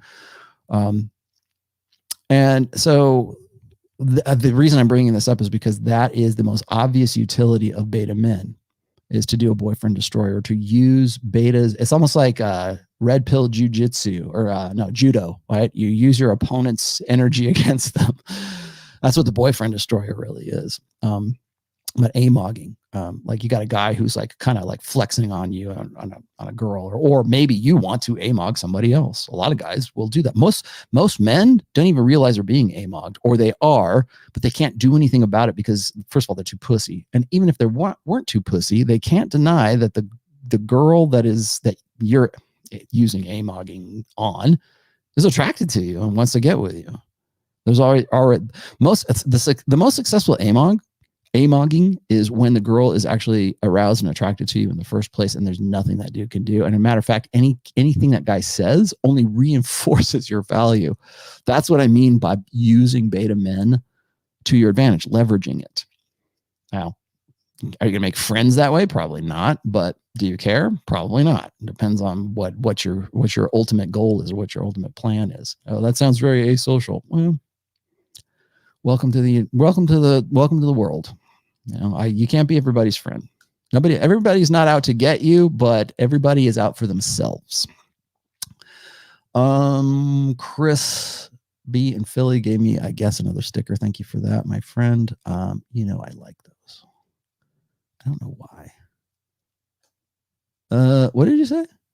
I'm sure Sheryl Sandberg's article inadvertently red-pilled a lot of guys. No, it directly red-pilled a lot of guys. I know when it came out because back when the red pill subreddit was actually worth a shit, that's where I got it from, as a matter of fact. Female promiscuity is a problem if they want men to provide. Well, yeah, of course it is. I think I'll probably get a little bit more in depth into promiscuity because people ask me about that.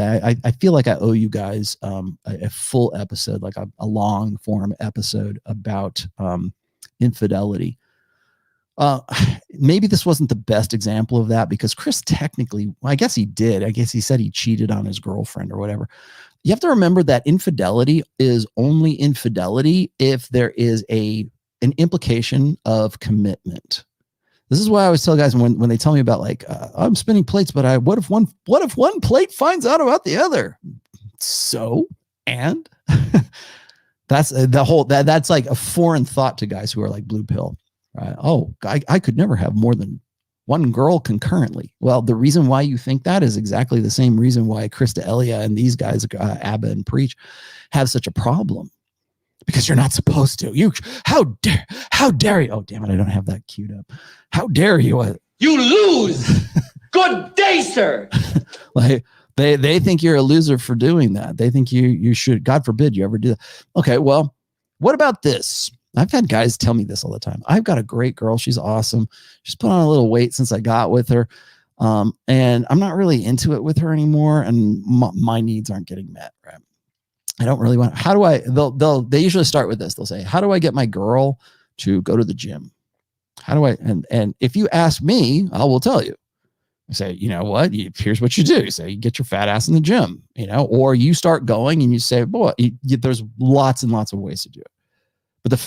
But that's me, right? Other guys, blue pill guys will go, how dare you? How dare you not? How dare you think that you should be able to get with to tell your girl what she should look like. Beauty isn't. How dare you? There we go. How dare you think that you should be able to? It's not on you. She's going to get fatter. She's only going to look different. You should love her. It's all about healing. It's all about on the inside kind of thing. That's what you'll get.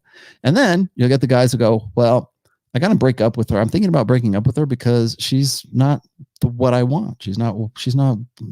Then you'll hear guys say, well, you're selfish. There's something wrong with it because you're not falling into, you're not optimizing her life strategy. Because remember, mating strategy, especially for women, but men too, but mating strategy for women is life strategy for women.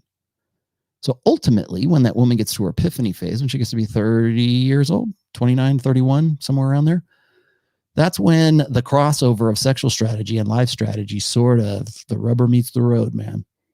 And that's when women have to either put up or shut up. And that's when women will make concessions. That's when women will reprioritize that list of things that are acceptable for their intimacy with guys.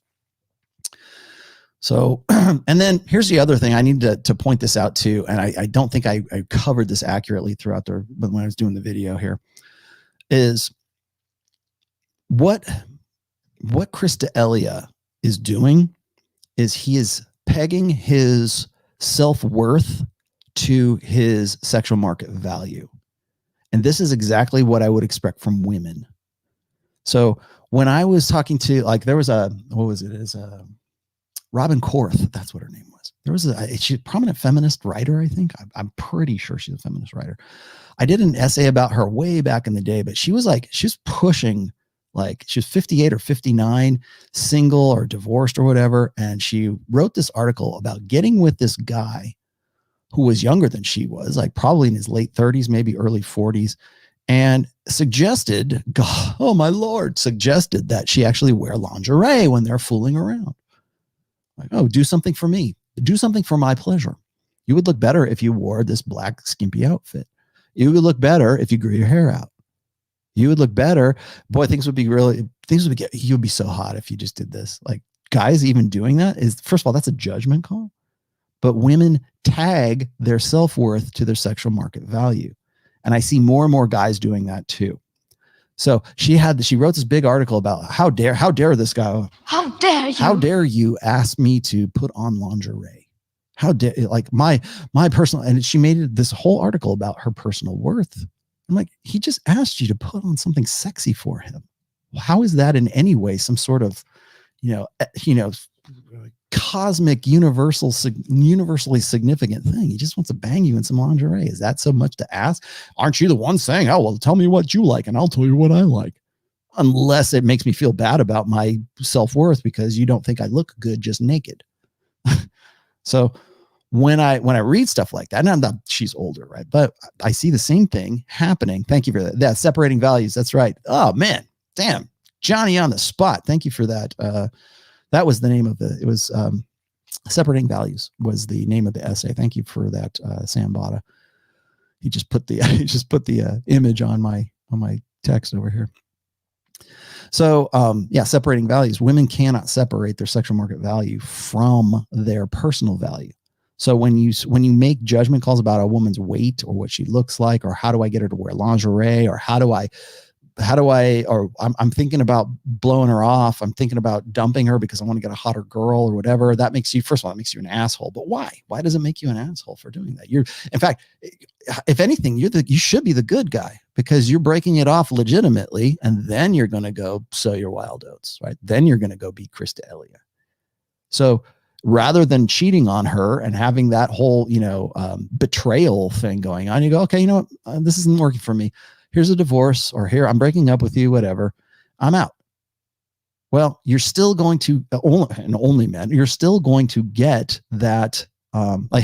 What's funny is like, if a guy doesn't do that, he's an asshole. But when a woman does that, eat, pray, love, when she cheats on you, it's because you didn't satisfy her. Something was wrong. Like, she has every right to, she has a woman's prerogative, right? She can change her mind. You weren't enough of a man, so she had to go bang that hot rapper who was 23 years old, Will Smith.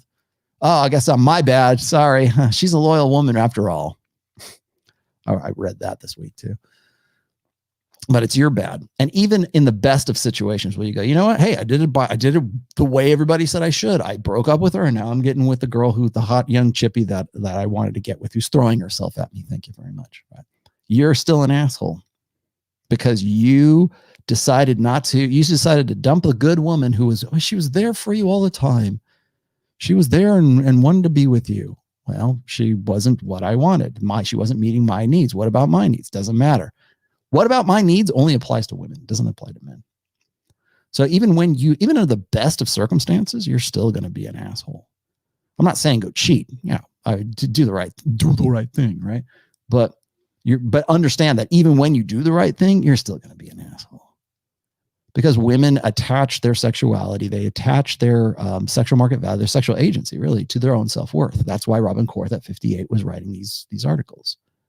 And that's why women still do it today. That's why you want to know why women want to conflate beauty with a social construct. Like, you only think that centerfold's hot because you've been taught from, by Playboy and centerfolds to want a girl like that looks like that. Well, first of all, that's horseshit. And then second of all, it's like, no, because the reason why you have a problem with that, ladies, is because you don't want to put in any kind of effort to actually please a guy, which would be keeping yourself in shape. But you won't do that because you've been taught, and you'll find the rationale is that beauty is a social convention, right? But the reason why it's even like body shame or body fat shame or whatever it is, body image is such a big deal for women is because they conflate personal worth with sexual market value. And maybe rightly so. That's why you get that. But what happens now is you see a guy like Krista Elia who's doing the same thing because he's been trained as a defective woman. When you think like a woman, when you want to align yourself and identify, sneaky fucker game, right?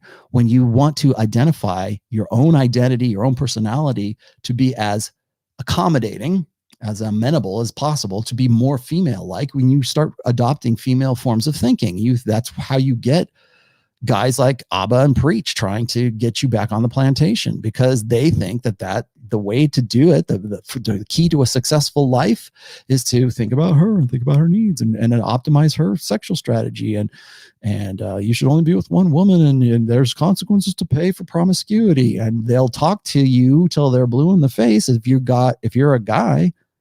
But the girls in the Twitter video who are like, yay, they don't say shit to them, because doing so would mean that they're being judgmental. God forbid that happens. Yes. My Naked Truth by Robin Korth. Boy, what an article that was. She don't look like that anymore. I'm looking at the image. I should probably put that up on the screen. That would be funny. Robin Korth does not look like that. And if she does, it's because of a lot of Photoshop. Did you guys see the image of Madonna complaining about how like the heel of patriarchy is on her throat and it's controlling me? And she's like in this picture. It's like, she looks like she's 25, 26. I'm like, this woman is 62 years old.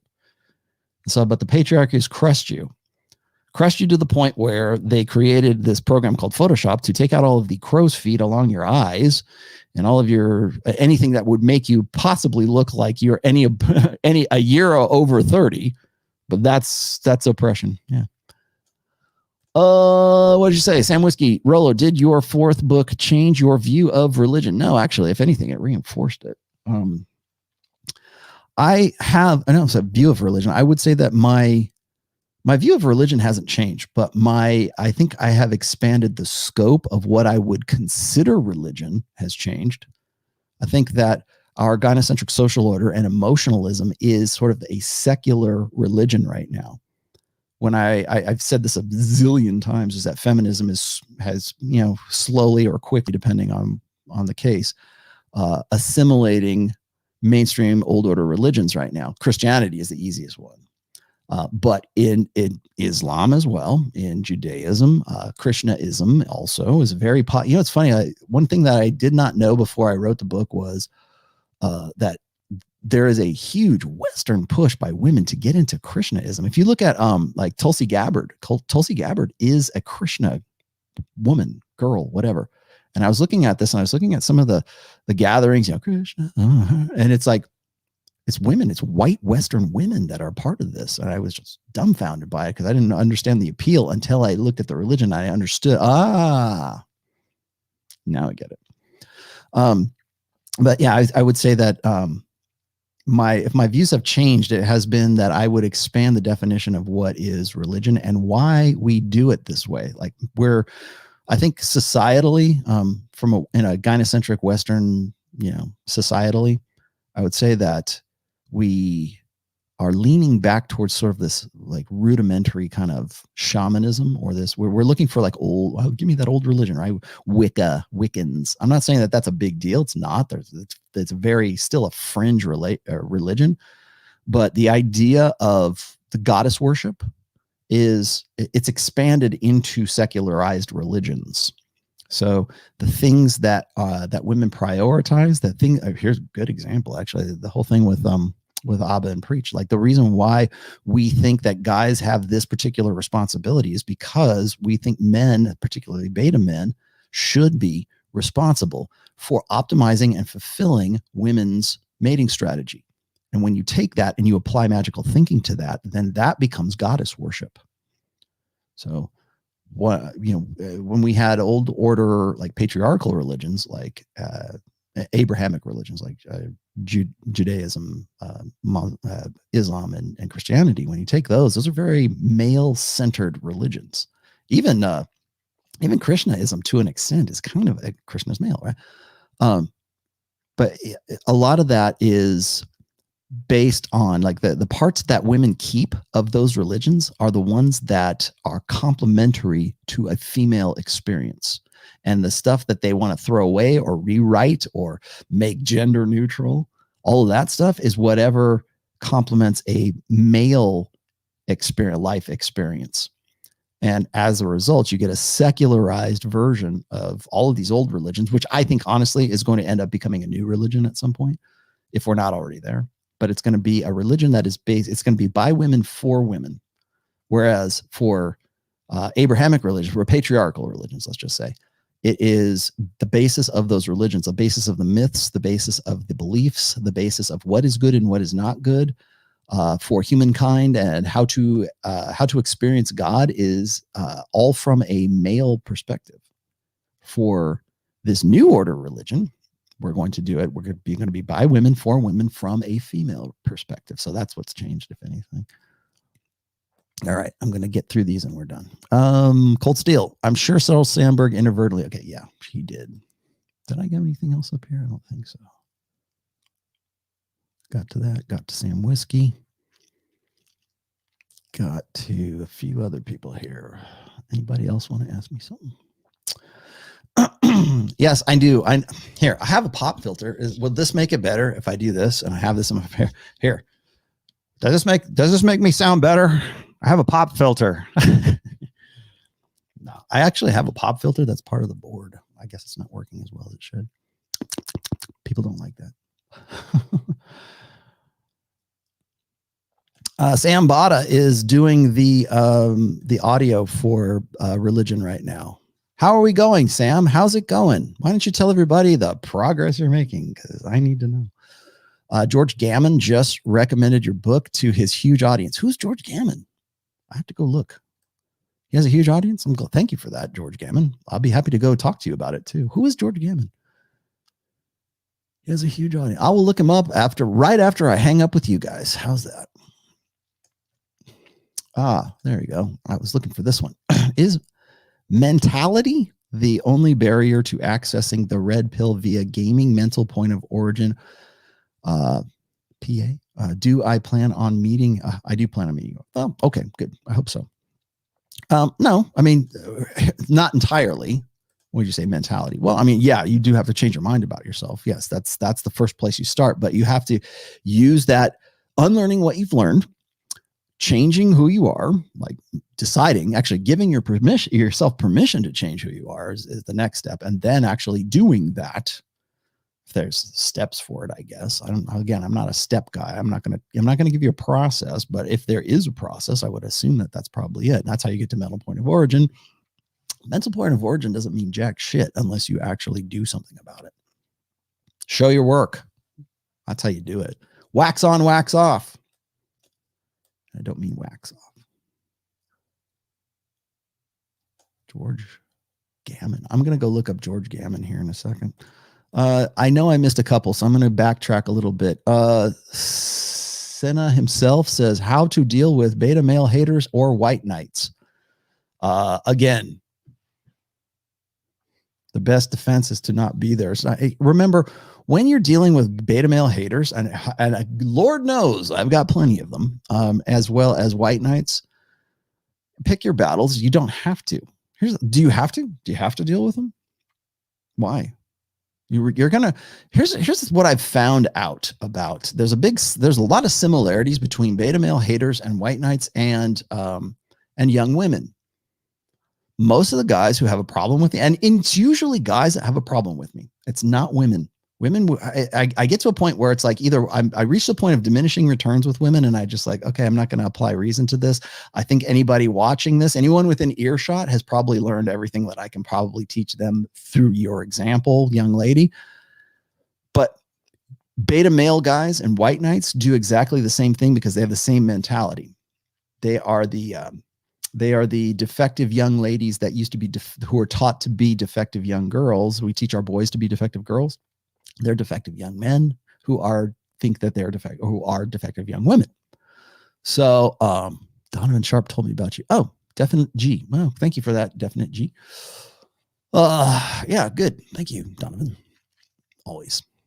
I'm going to. Oh, by the way, here's a quick announcement. I'm going to be in Miami once again with Myron Gaines. It will be the first week of March. It'll be March 1st through the 5th. I will be there with Donovan Sharp, and I will also be there with Captain Capitalism himself, Aaron Clary. So we're going to do a week in Miami. I'm going to do my damnedest, and if Aaron's watching, I'm going to do my damnedest to get you to go deep sea fishing with me. I'm going to see if I can go charter a boat while we're there. We're going to be there for, technically 5 days, but I will be doing I'll get there first. So I'll probably do my show first. So we're going to do myself, Donovan, Aaron, and then like on the Thursday, I think we're going to do all three of us in the studio at the same time. That's what Myron was telling me. So we're going to be doing that first week of March. You guys I'm trying to get out on the sled, and I keep getting called back. They are going, called to go do other things, but at least they're fun things. So I'll be doing that the first week of March, so you can look forward, something else to look forward to, right? And then you can hear this about 1 billion times. Let me backtrack a little bit more. I know there were some that I missed. Okay, I got to that. I got to Chris. I got to you guys. There's some at the beginning of today's show. Hang on. Samurai Flack, I got to you. Just saw the vid. Yes. Okay, good for you. Well, I'm sorry. I probably missed a few, you guys. I know I did. Let's see. Sam, if there's any that I missed, can you like drag them and put them down the bottom so I don't have to backtrack all the way up through here? I don't think I did. I think I'll just call it. All right, guys. Thank you very much for being a part of today's show. What is this? What did you say? Will you guest in Matrix 4 handing out the rib? Okay. How cool would it be if I had a cameo? It's not going to happen. No, don't get your hopes up. That would be kind of funny if I showed, hey. So, anyways, I will be doing some short clips. I'm going to do, I haven't decided whether I'm going to do a live stream or not on Wednesday, but most likely I will start doing a little bit more clip work. I'm going to do some shorts for sure. But people have expressed a lot of interest in my clips, my shorter clips. So I'm going to do some of those. If I do them, they're going to be kind of like more spicy, I think. I'll probably, the next one I'm going to do, actually, here's what I'm going to do on Wednesday, by Wednesday, if not sooner. I'm going to do maybe a 20 or 30 minute clip, and I'm going to be talking about chore play. So we'll talk about that. And should men ever be owed sex, and why do men think that they are owed sex, and that kind of stuff. I think that's probably good because chore play has been in the news recently. If you don't know what chore play is, it's when, wives or whatever say, you need to help me out more, and then I'd want to bang you. Sounds like a transaction to me. Let's see. Oh, okay. I'd love to hear your detailed perspective about the frame grab move when women tries to have the talk with you. Okay. Here's what I'm going to tell you to do. You have some really scrambly ass name. Go to my website, which is therationalmale.com. Type in the talk. I actually have an essay called The Talk where I go into exactly that. If you read that, you will get a much more detailed understanding of what I mean by the talk. The talk basically is that she's reached a point. When women get to that point, it's usually because they've been with you for a while and they've invested in locking you down, and they're not seeing any signs that you're going to lock them down. So what happens is guys will have a plate usually that becomes their main, like they say, oh, this is my main, and it's put up or shut up time. And most guys who are in sort of the scarcity mentality don't know how to deal with the talk, because that main has become the only after a while. So go check that out. I've got a great essay on therationalmale.com. It's called The Talk. So Solomon says, I'm about to dive into the seduction and pickup materials. Could you recommend the books and materials for that? Well, not yet. I am considering writing something about that. I don't think there's any like really definitive book about game right now. It would be nice to, like I said, if I'm going to write a fifth book, it'll be a much thinner, much thinner than 400 pages book about game, or why those principles should work. Like what is the psychological principles beneath game, and how to apply them or not. Like it would almost be like a 48 laws of power. Like, there's 48 laws of power is great because it teaches you the laws of power and why they work. It doesn't necessarily say you have to use these. You have to do this. If you want to master, you have to. What's funny to me is when people were reading 48 laws of power, they thought, okay, by the time I get to the 48th law of power, I'll be a master of power and I'll be able to use it. And then they get to like something like, what is it? Get other people to do all the work and take all the credit. And I couldn't do that. That's plagiarism. I wouldn't know. That's a law of power, but it doesn't mean that you have to use that law of power. It's not evil. It's just teaching you the nuts and the bolts, the mechanics of it. But I think what's funny is people thought it was like a 48-step way to like sort of master power. It's not, not at all. So there is none that I can think of off the top of my head. There are some guys that I think are better than others. I would suggest guys like John from Modern Life Dating, Troy, all of my friends on Rule Zero, of course. There's a few others. Let's see, Tom Torero would be a good one. Nick Krauser still has some. If you go to Nick Krauser's blog, you can read lots about game. Even if he's not doing it himself, it's still a valuable resource. Go look at old school, go look at Royce's posts from like 2005 to 2009. There's a lot of good stuff in there.